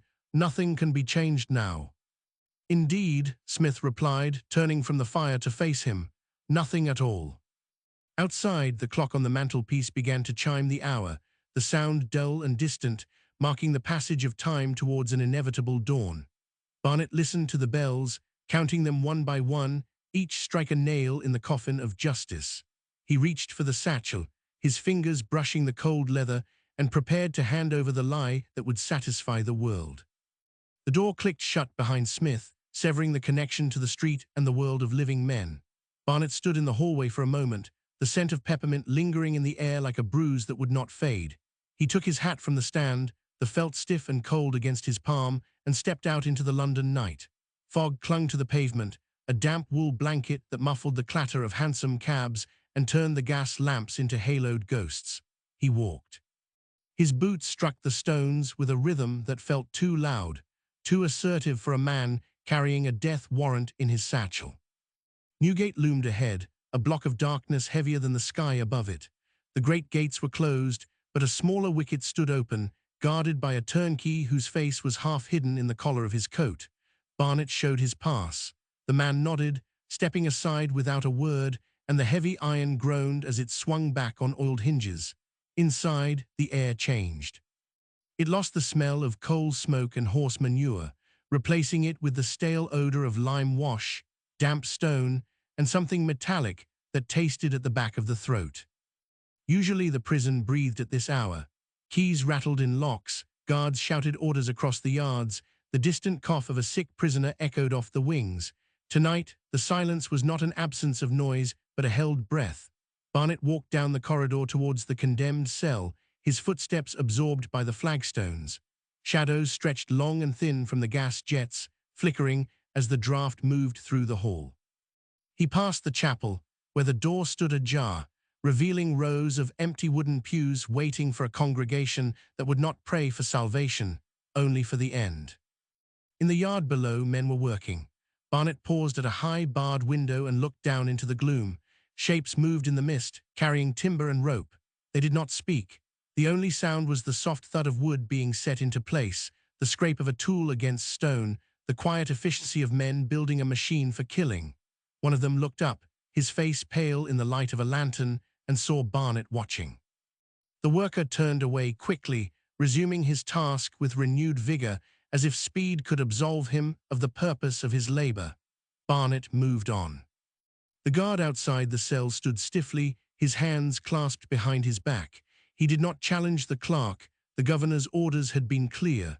Barnet was to have the hour. The guard unlocked the door, the mechanism sliding back with a heavy clunk that echoed down the wing, and stepped aside. Barnet entered. Israel Lipsky sat on the edge of the cot, his hands resting on his knees. He wore a plain shirt and trousers, the fabric loose on a frame that had shrunk over the last 8 days. The burns on his face and hands were covered in bandages, white strips against the grey skin, but the smell of acid remained, sharp and invasive, cutting through the stale air of the cell. He did not look up when Barnet came in. He did not acknowledge the clerk's presence at all. Barnet set the satchel on the small table bolted to the wall and removed his pen and inkwell. The ink was black, thick, and glossy in the lamplight. "The governor sent me," Barnet said. His voice sounded flat in the small space. Lipsky lifted his head. His eyes were dark, rimmed with red, but they focused on Barnet with a clarity that suggested the morphine had worn off. He looked at the pen, then at the clerk's right hand, where a smudge of black ink stained the cuff of his shirt. He stared at the stain for a long time, unblinking. "It is the same color," Lipsky said. His voice was a rasp, damaged by the fumes he had swallowed during the struggle. "Inside the throat, inside the book." Barnet dipped the pen, and as the nib scratched against the paper, a dry sound filled the room. "I need to record the final statement." It was for the record. "There is nothing left to say." As Lipsky shifted his weight, the cot frame creaked under the movement. "You have written it already, and I signed the paper. Why do you need more?" "Procedure." Barnet did not look at the prisoner. He looked at the line he had drawn on the page, waiting for words that would not come. "It must be complete. They require a final entry. They require a story." As Lipsky leaned forward slightly, the bandages on his hands tightened over his knuckles. "You know this, and I know this, just as the man with the umbrella knew it." Barnet's hand paused. The ink pooled at the tip of the nib, forming a dark sphere that threatened to drop onto the page. He held it there, suspended, feeling the weight of the liquid. Outside, somewhere deep in the prison, a clock began to chime. The sound was muffled by the thick walls, but the strokes counted out clearly in the silence between them. 1, 2, 3. "Gold braid short and long," Subordinated clauses. Then the story is a lie. Lipsky sat back again, folding his arms across his chest. Write that I said the story is a lie. I cannot write that. Barnet began to write, the script flowing automatically, forming the standard phrases of closure that the Crown expected. The prisoner expresses remorse, the prisoner accepts his failure. The words formed themselves, detached from the truth, marching across the page in neat rows. He felt a tightness in his chest, a physical constriction that made it hard to draw breath, but he did not stop. The pen moved, the ink flowed, the lie became fact. Lipsky watched him. He did not speak again. He simply watched the hand that moved the pen, his eyes following the scratch of the nib as it carved the final narrative into the official record. The lamp flickered, casting a shadow of Barnet's hand against the wall, making it look large and distorted, like a claw. Barnet reached the bottom of the page. He knew what he had to do. He knew the rule was to sign and date, to close the book, to seal the coffin. He dipped the pen one last time. He wrote the date. He wrote his own name. Then, in the space reserved for the prisoner's final words, he wrote nothing. He left the line blank, but he did not put a full stop at the end of the preceding sentence. He left the ink trailing off, the final word hanging without completion, a grammatical suspension that meant nothing to the law, but everything to the man who read it closely. The hour is up, Barnet said. He capped the inkwell. The click of the lid was final. Lipsky nodded once. He lay back on the cot, turning his face to the wall. Barnet gathered his papers, stacking them neatly, aligning the edges with precise, trembling fingers. He picked up the satchel and walked to the door. He paused with his hand on the latch. I will remain, Barnet said, declaring that he would stay in the governor's office until morning. Lipsky did not turn around. Why? Someone must witness it. As Barnet opened the door, light from the corridor spilled in to cut across the dark floor. Someone must see the end of the sentence. He stepped out into the hall. The guard waited, key in hand. Barnet handed over the transcript, the leather cover warm from his touch. The guard took it without looking at the clerk, locking the cell door with a turn of his wrist. The bolt slid home. Barnet stood there for a moment, listening to the sound of Lipsky's breathing on the other side of the wood, shallow and rhythmic. He turned and walked back towards the governor's office, the corridor stretching out before him like a throat ready to swallow. The clock finished its chime. Midnight. 8 hours remained. The corridor stretched ahead, a tunnel of yellow gaslight that flickered against the damp stone walls where moisture gathered in beads like sweat. Cold rose through the soles of Barnet's boots, creeping up the shins until the chill settled in the marrow. He kept walking. The guard's footsteps faded behind him, swallowed by the thickness of the masonry, leaving Barnet alone with the sound of his own breathing and the distant drip of water somewhere in the dark.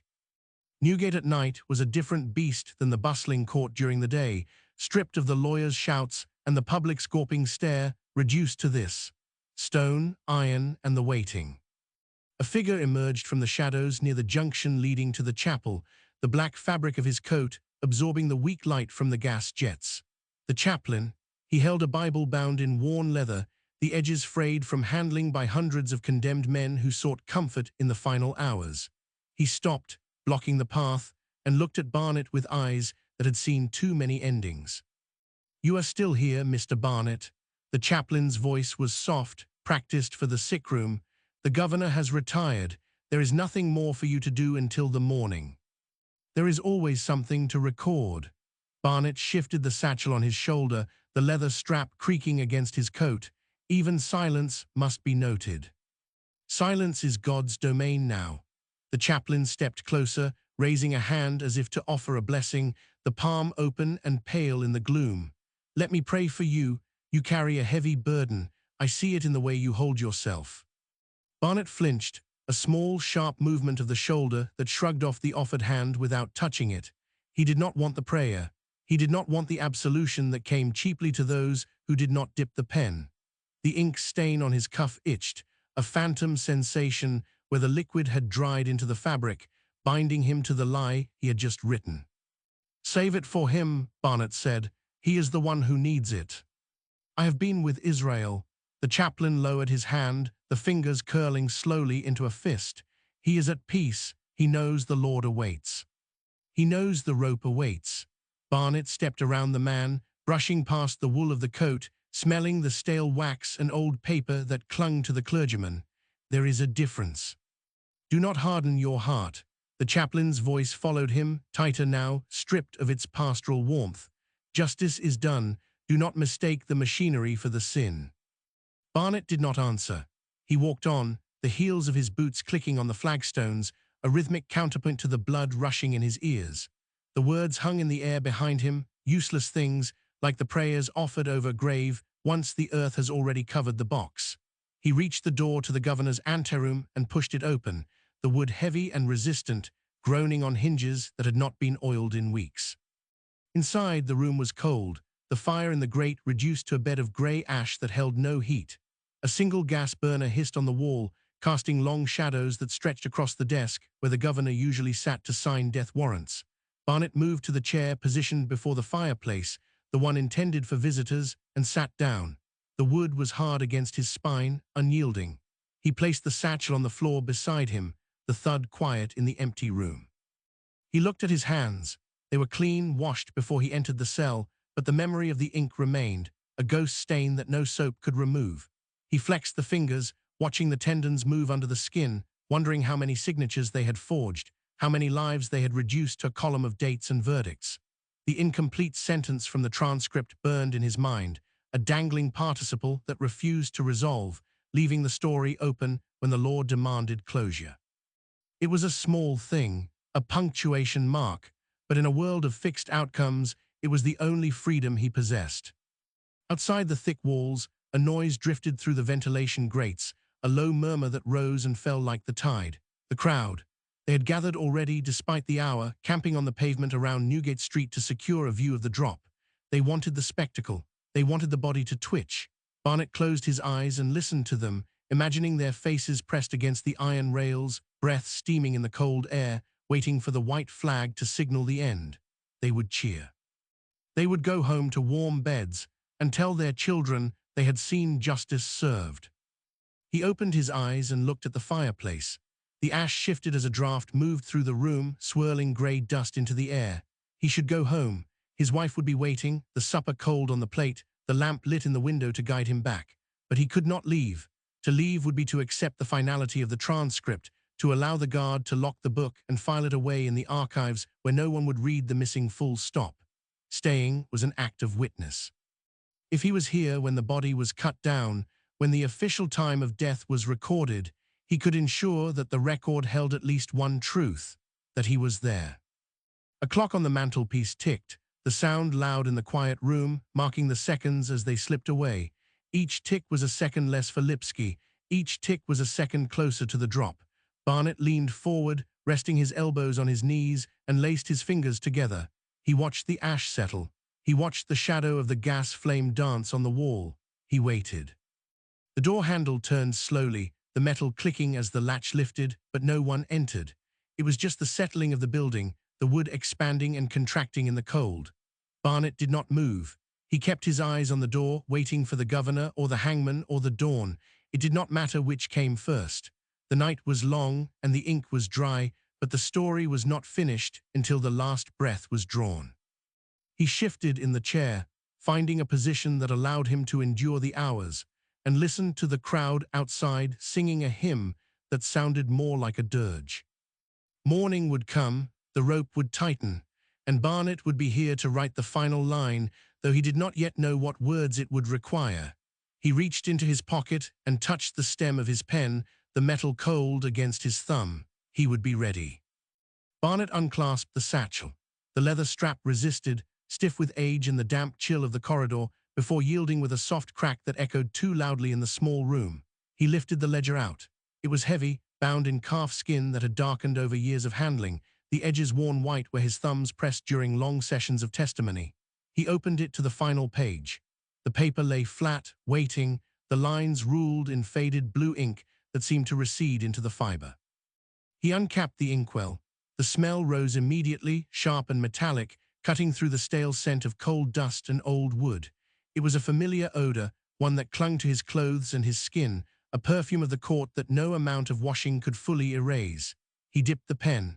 The nib gleamed under the gaslight, a tiny sliver of steel poised above the void of the last paragraph. He hovered it there.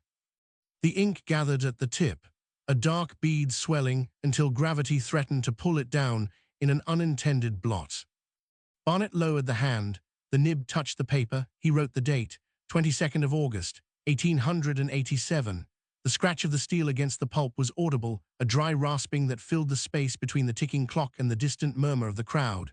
He wrote the prisoner's name, Israel Lipsky. The letters were clear, formed with a precision that belied the tremor in his wrist. He wrote the verdict, guilty. The word sat on the line like a stone. Then he stopped. The next line was for the final statement. The space remained blank, a white gap that demanded closure. The law required a conclusion. The transcript needed a full stop to signify the end of the man's voice, the finality of the state's judgment. Barnet looked at the nib. A small drop of ink fell, unbidden, landing just below the last word. It spread.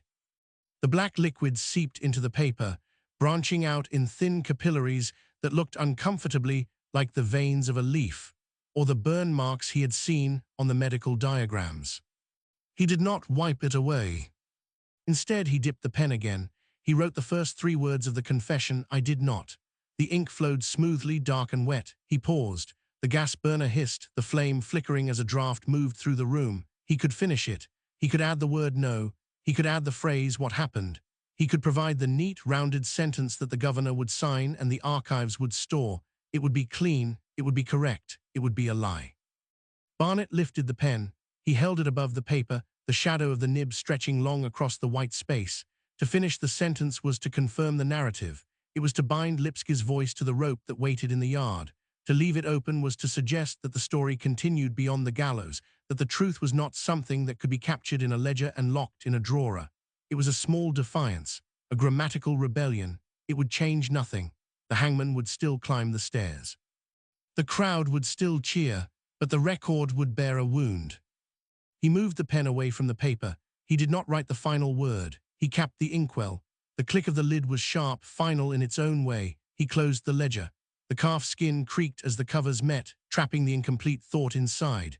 He ran his hand over the binding, feeling the texture of the grain, the warmth of the leather where it had lain open. It was done. The transcript was complete enough for the crown, yet broken enough for his conscience. Barnet leaned back in the chair. The wood groaned under his weight. He looked at the fireplace. The ash had settled completely now, a cold grey blanket over the dead embers. The gaslight flickered again, the pressure in the pipe dropping as the night deepened. Outside, the murmur of the crowd had changed tone. The hymn had stopped. They were talking now, shifting their weight on the pavement, stamping feet to keep warm. They were waiting for the dawn. They were waiting for the white flag. He glanced at the clock on the mantelpiece. The hands stood at 10 minutes to 1. The night was half over. There were still hours to endure before the governor would arrive to sign the warrant, before the chaplain would return to offer the last rites, before the hangman would test the rope. Barnet placed his hands on his knees. They were steady. The tremor had passed, absorbed into the ink and the paper. He felt a strange lightness, as though he had shed a coat that had been too heavy for too long. It was an illusion, he knew that. The weight of the office did not vanish because he omitted a full stop. The machinery of justice did not halt for a punctuation mark. But it was his. The omission belonged to him. It was the only thing in this prison that was not owned by the state, not dictated by the law, not demanded by the crowd. He touched the ledger again. The leather was cool now. A sound came from the corridor, boots on stone, slow, measured steps approaching the door. Barnet did not flinch. He kept his hands on his knees, his eyes on the fireplace. The footsteps stopped outside. The handle turned.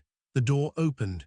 A guard stood there, silhouetted against the dim light of the hallway, his face obscured by the shadow of his helmet. "Mr. Barnet," the guard's voice was low, respectful. "The governor is ready." Barnet nodded. He did not stand immediately. He took a breath, filling his lungs with the cold air of the room, tasting the dust and the ink. He pushed himself up from the chair. His joints clicked. He picked up the ledger. It felt heavier than before, the weight of the unsaid words adding to the physical mass of the book. He tucked it under his arm. "Lead on," Barnet said. The guard stepped back, allowing him to pass. Barnet walked into the corridor. The air here was colder, the draft stronger.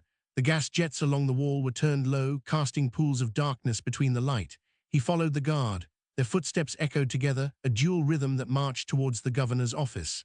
Barnet kept the ledger tight against his side. He could feel the edge of the cover pressing into his ribs. It was a reminder, a promise. The night was not over. The ink was dry. But the story remained open. They reached the office door. The guard knocked 3 sharp raps. The sound echoed down the hall. From inside, a voice called out, "Enter." Barnet looked at the door. The wood was polished, dark mahogany, the handle brass and shiny from use. He reached out. His hand hovered over the handle. He thought of the incomplete sentence. He thought of the ink spreading like a vein. He turned the handle. The latch clicked. He pushed the door open and stepped into the light.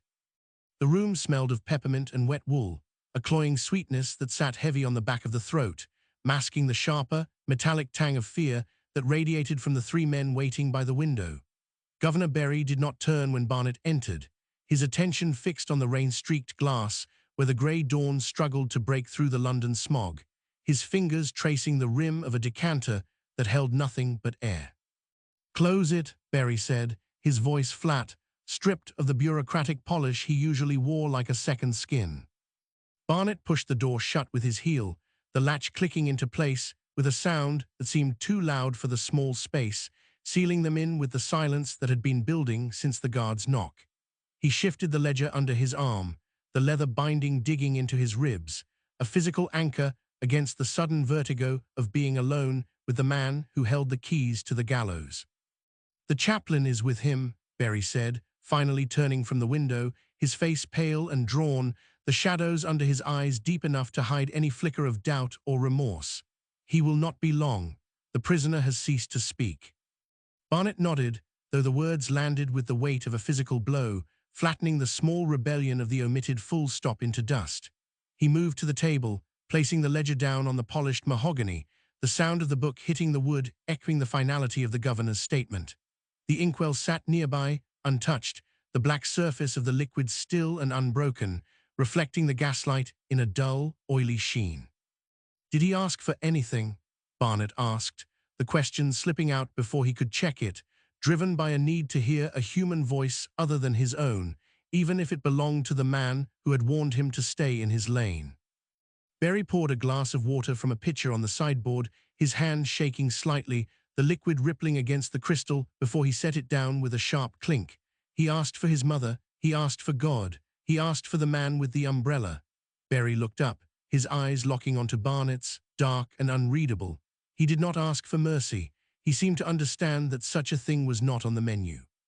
The mention of the umbrella sent a jolt through Barnet, a spike of cold that had nothing to do with the drafty office.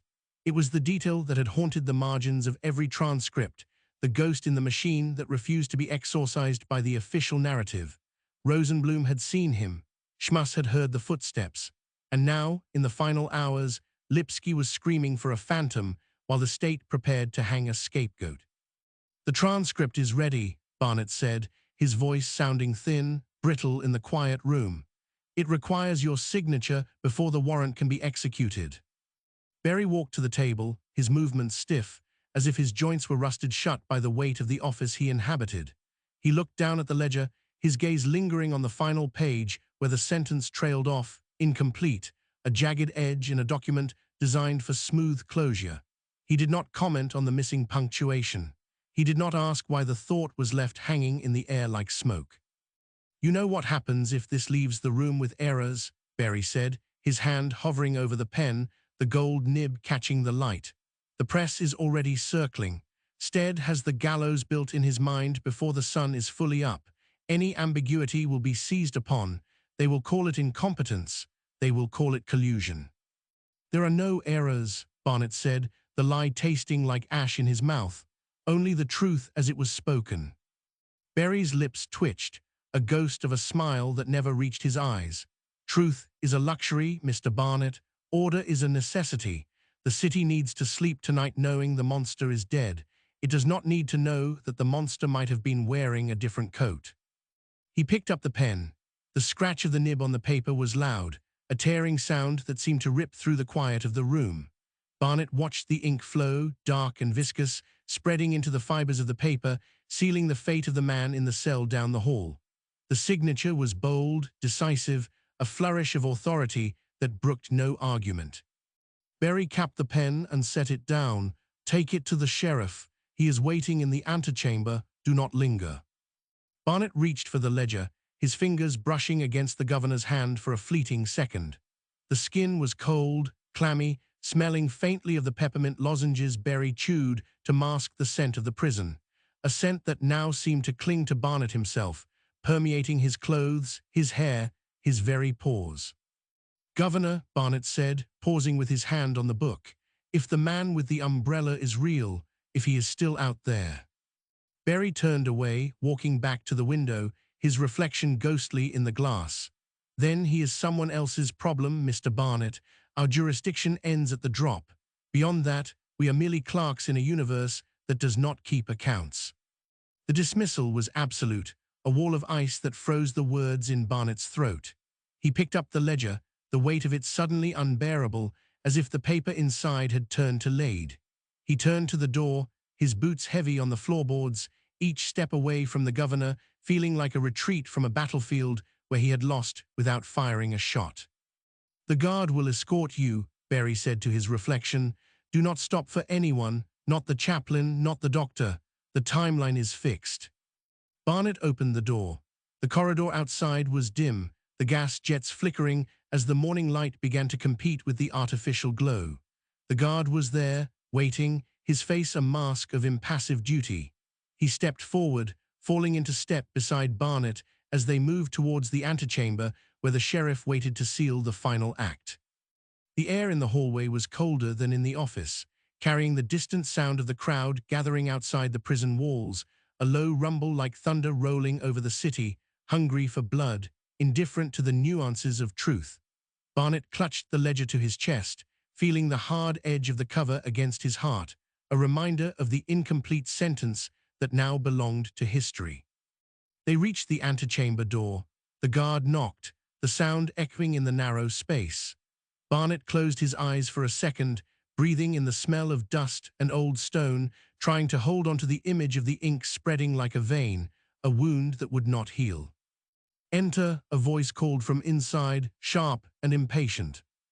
Barnet pushed the door open.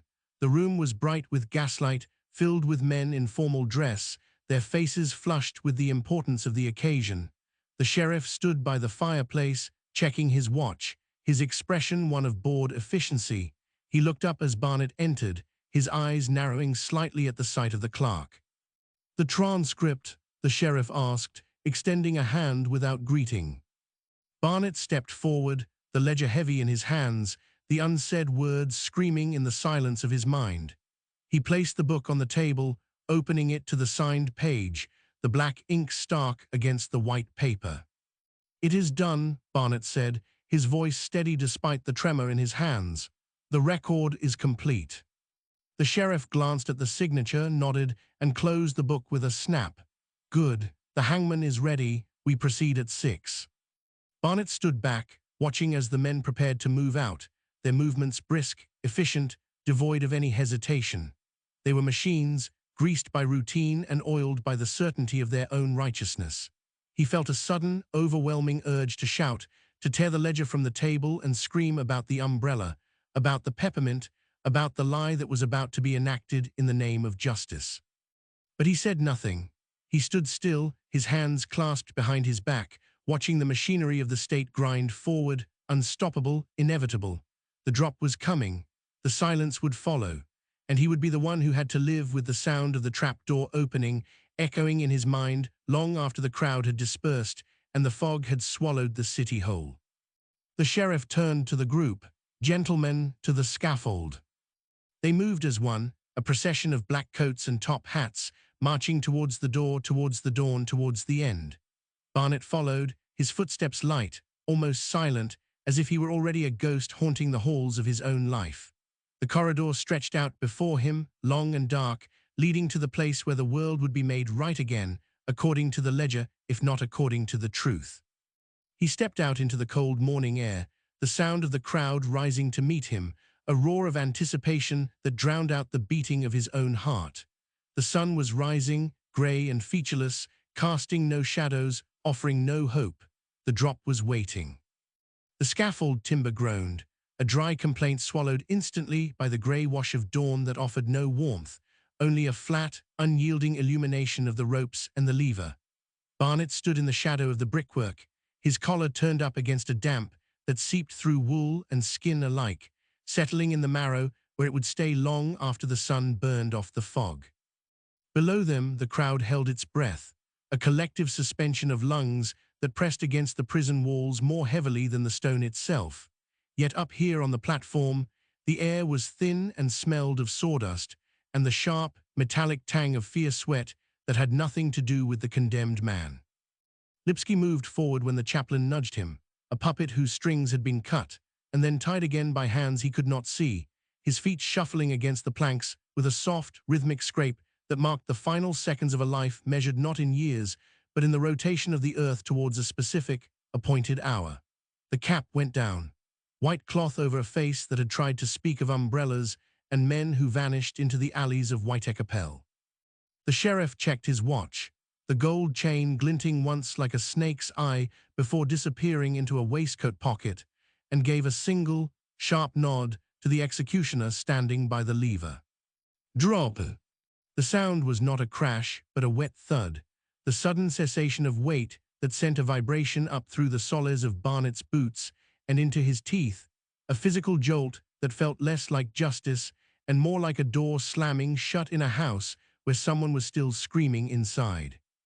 The body swung, a pendulum of black cloth and stillness, turning slowly in the draft that funneled up from the yard below, while the crowd outside let out a roar that started as a cheer and degraded quickly into something hungry, a bark of satisfaction from beasts who had been fed exactly what they demanded and nothing more. Barnet looked away, fixing his gaze on a patch of moss growing in the mortar of the chimney stack, green and vibrant against the soot-stained brick, a tiny fragment of life persisting in a place dedicated entirely to its extinguishment. He counted the seconds, though he did not know why, marking time against the sway of the legs until the doctor stepped forward, stethoscope cold against the chest, listening for a heartbeat that the state had already declared irrelevant. Dead, the doctor said, the word dropping into the silence with the finality of a gavel strike. Time of death, 6:04.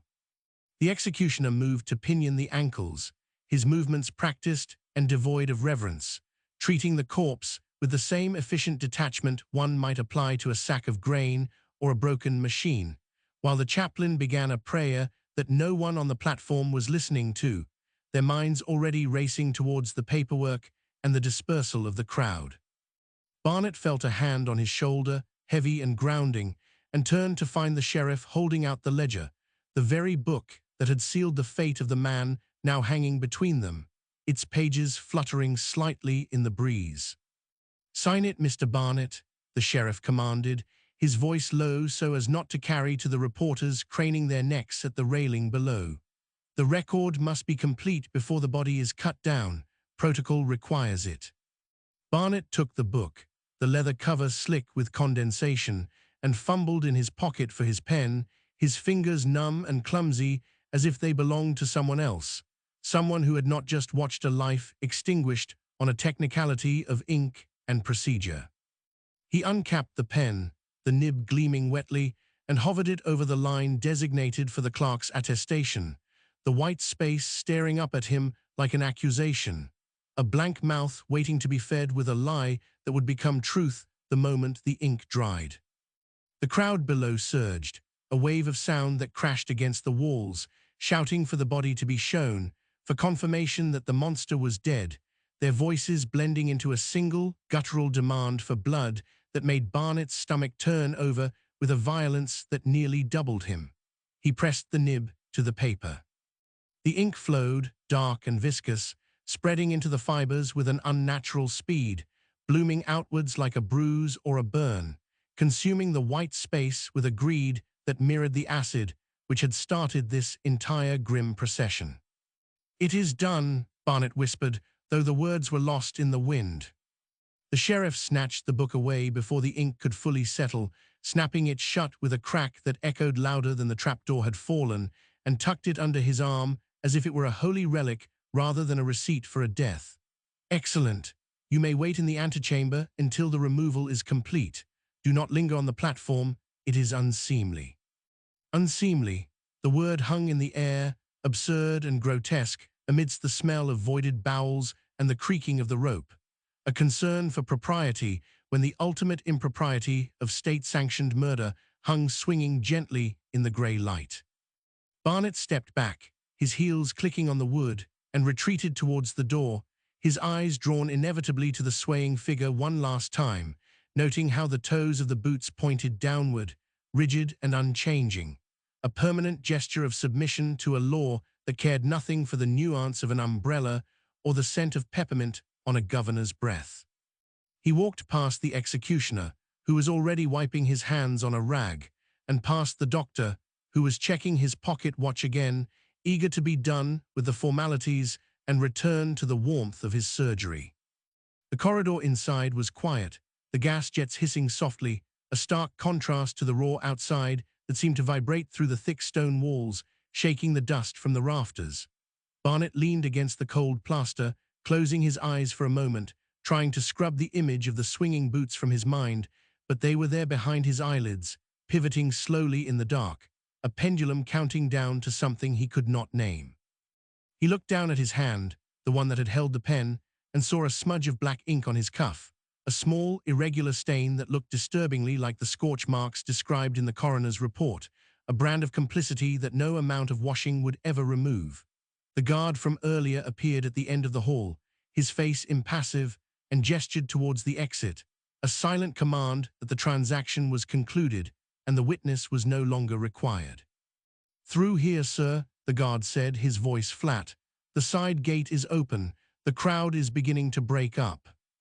Barnet pushed off the wall, his legs feeling heavy, as if the lead weights used in the execution had been tied to his own ankles, and followed the guard through the maze of corridors that led to the street, each step taking him further away from the truth and deeper into the machinery of the city that would grind on regardless of who hung from its beams. He emerged into the yard, where the air was thick with the smell of wet wool and tobacco smoke, the crowd dispersing now that the spectacle was over, people chatting casually about their breakfasts or the price of coal, the death they had just witnessed already relegated to a memory that would fade by noon. A newsboy stood on a crate near the gate, waving a fresh sheet of the Pall Mall Gazette, the ink still wet on the headlines that screamed of justice served and the alien threat neutralized, selling salvation by the column inch to anyone with a penny to spare.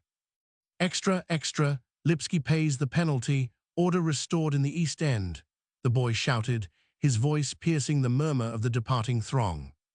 Barnet paused, his hand hovering over the coin in his pocket, tempted to buy the lie, and read how his own signature had been twisted into a victory, but he pulled his hand away, clutching his coat tighter against the chill that had settled deep in his bones.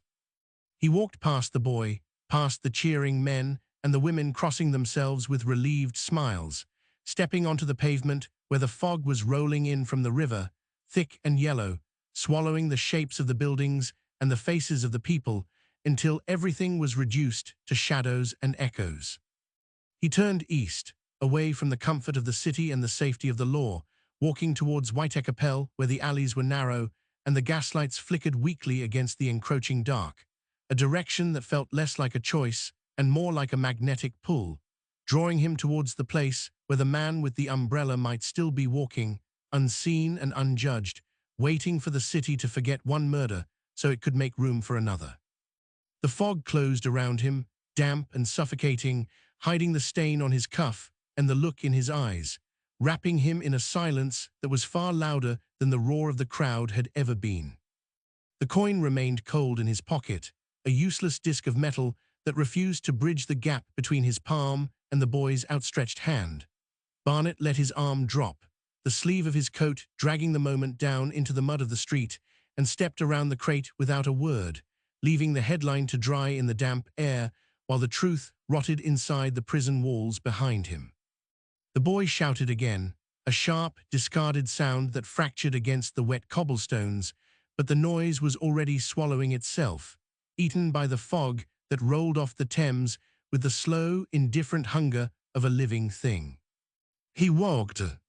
The pavement slickened under his boots, reflecting the gas lamps as fractured, dying stars that offered no warmth, only a sickly yellow glow that made the faces of the passing crowd look like masks of wax, featureless and temporary. A woman brushed past him, her shawl pulled tight against the chill, muttering a prayer of thanks that the foreigner was gone, that the street was safe again, her voice carrying the bright, brittle confidence of someone who has never had to weigh a soul against a statute. Barnet did not correct her. He kept his eyes on the ground, watching the hem of his trousers collect the grime of the city, a darkening line that crept upward with every step, marking his progress away from the law and towards the place where the law held no sway. Raised. The direction felt heavy, a physical weight pressing against his chest, dragging him towards White-Capel, where the alleys narrowed into throats ready to swallow light and sound alike. Here the buildings leaned in, brick pressing against brick, shutting out the sky until the world was reduced to a tunnel of soot and shadow, a claustrophic corridor where the air tasted of coal dust and boiled cabbage and the unwashed bodies of those who had nowhere else to go. He passed a cart laden with vegetables, the wheels groaning under the strain, the driver shouting at a horse that stood stubborn in the mist, its breath pluming white before vanishing into the grey void above. The scene was ordinary, mundane, a slice of life that continued regardless of the rope that had just tightened around a neck, and the banality of it struck Barnet with a force that nearly stopped his heart. They did not know. Or perhaps they knew and did not care, for the machinery of the city required fuel, and blood was a commodity cheaper than coal, easier to burn. He thought of Lipski's boots, those rigid, pointing toes that had swung in the grey light, a pendulum marking time for a court that had already rendered its verdict before the first witness was called. He thought of the ink on his cuff, the stain that looked too much like a burn, too much like the evidence that had been twisted until it fit the shape of a narrative the public desired. The acid had done its work, yes, but it was the ink that had killed, the slow, creeping spread of words on a page that solidified a guess into a fact, a suspicion into a sentence. A man passed him, walking in the opposite direction, carrying a black umbrella furled tight against the drizzle, the wooden handle worn smooth by years of grip, the tip capped with iron that could crack a skull or pierce a throat with equal ease. Barnet stopped. His breath hitched, a jagged intake of air that burned his lungs, and he turned to watch the man disappear into the fog, the rhythmic tap of the ferrule on the stone fading until it was indistinguishable from the drip of water from the eaves. Was it him? The question rose in his throat, bitter and useless, a query with no answer, for the man with the umbrella was everywhere and nowhere, a ghost conjured by fear and prejudice, a convenient monster to hide the incompetence of those who wore badges and carried notebooks. It did not matter. Lipski was dead. The body was already being cut down, stripped of its dignity, prepared for the potter's field or the dissection table, while the real killer walked free, perhaps buying a penny paper to read about the justice that had been served, perhaps smiling as he tucked the umbrella under his arm and vanished into the throng. Barnet felt a sudden, violent urge to retch, to empty his stomach of the breakfast he had not eaten, but he swallowed the bile down, forcing it back into the darkness where it belonged, and continued walking. The fog thickened, wrapping around his legs, blinding him to the path ahead, yet he did not slow, driven by a compulsion he could not name, a need to witness the place where the silence would be absolute. White-Capel waited. The streetlights here were fewer, the flames sputtering in their glass cages, casting pools of light that barely illuminated the immediate ground, leaving the rest to the imagination. He passed a pub, the windows steamed over, the sound of laughter and singing spilling out onto the street, a raucous celebration of life that stood in stark contrast to the quiet finality of the gallows. A group of men stumbled out, arms around each other's shoulders, their faces flushed with beer and camaraderie, shouting songs of empire and glory, oblivious to the shadow that walked among them, the shadow that Barnet carried in his pocket, in his ink-stained cuff in the hollow of his chest. One of them bumped into Barnet, muttering an apology that was half slurred, half indifferent, before rejoining his friends, leaving Barnet standing alone in the gutter, a spectator to a play he had no part in. He moved on. The alleys grew narrower, the buildings taller, the sense of enclosure pressing in until the sky was a mere slit of grey above, a wound in the clouds that offered no hope of rain to wash the city clean. He could smell the river now, a low, foul odor of mud and decay, the scent of things that had been discarded and forgotten, rotting in the dark. It was the smell of the East End, the smell of poverty and desperation, the smell of a place where justice was a luxury few could afford and truth was a dangerous thing to possess. Barnet touched his cuff again, his fingers tracing the edge of the stain, feeling the rough texture of the dried ink, a tactile reminder of the lie he had signed, the lie he had helped to perpetuate. A cat darted across his path, a streak of black fur that vanished into a pile of refuse, its eyes glowing green for a split second before disappearing into the shadows. Barnet watched it go, envying the creature's ability to move unseen, to exist without the burden of conscience, without the weight of a transcript that bound him to a falsehood. He reached a crossroads, the streets branching out like the veins of a leaf, each path leading deeper into the labyrinth, deeper into the heart of the darkness that had claimed Miriam Angel and would soon claim others. He chose the left, drawn by a pull he could not resist, a magnetic attraction to the place where the next tragedy was already brewing, waiting for the city to forget the last one so it could begin anew. The fog swirled, dense and suffocating, blotting out the world behind him, isolating him in a sphere of grey silence where the only sound was the rhythm of his own footsteps, a steady, marching beat that counted down the seconds until the next drop, the next swing, the next silence. He walked on into the mist, into the East End, into the future that was already written in ink and acid, a future where the man with the umbrella would walk free while the innocent paid the price, over and over again, until the city itself drowned in its own indifference. The stain on his cuff burned, a cold fire that spread up his arm, settling in his shoulder, a permanent mark of the transaction he had completed, the deal he had made with the devil in the guise of the law. He did not look back. There was nothing to see but the fog, and the fog hid everything, even the truth, even the face of the man who had really done it, even the soul of the clerk who had recorded the lie. Barnet pulled his collar up, shielding his face from the damp, and disappeared into the yellow gloom, a ghost in his own story, walking towards a dawn that would bring no light, only the same old shadows, the same old fears, the same old hunger for blood that would never be sated. The city breathed around him, a vast, sleeping beast that dreamed of monsters while ignoring the ones that walked its streets, and Barnet walked with it, a small, insignificant part of the machine that ground on, relentless and uncaring, towards the next execution, the next headline, the next forgotten name. The silence followed him.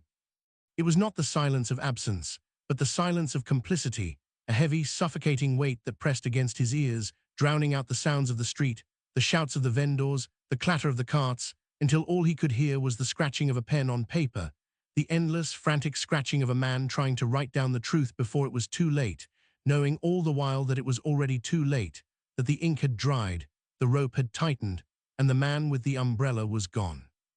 The Acid and the Umbrella is not a documentary record. It is a work of historical fiction, grounded in the real case and historical record of Israel Lipsky Batty street murder. Its central figures and events are real and the dates, places and outcomes are faithful to the record. The dialogue, the private scenes and the interiors are imagined, dramatized, not documented. Where the story departs from the verifiable facts, the liberty is the author's own. The history behind it draws on these real sources. Israel Lipsky, Israel Schwartz. Primary material researched via the Internet Archive. Context via Wikipedia.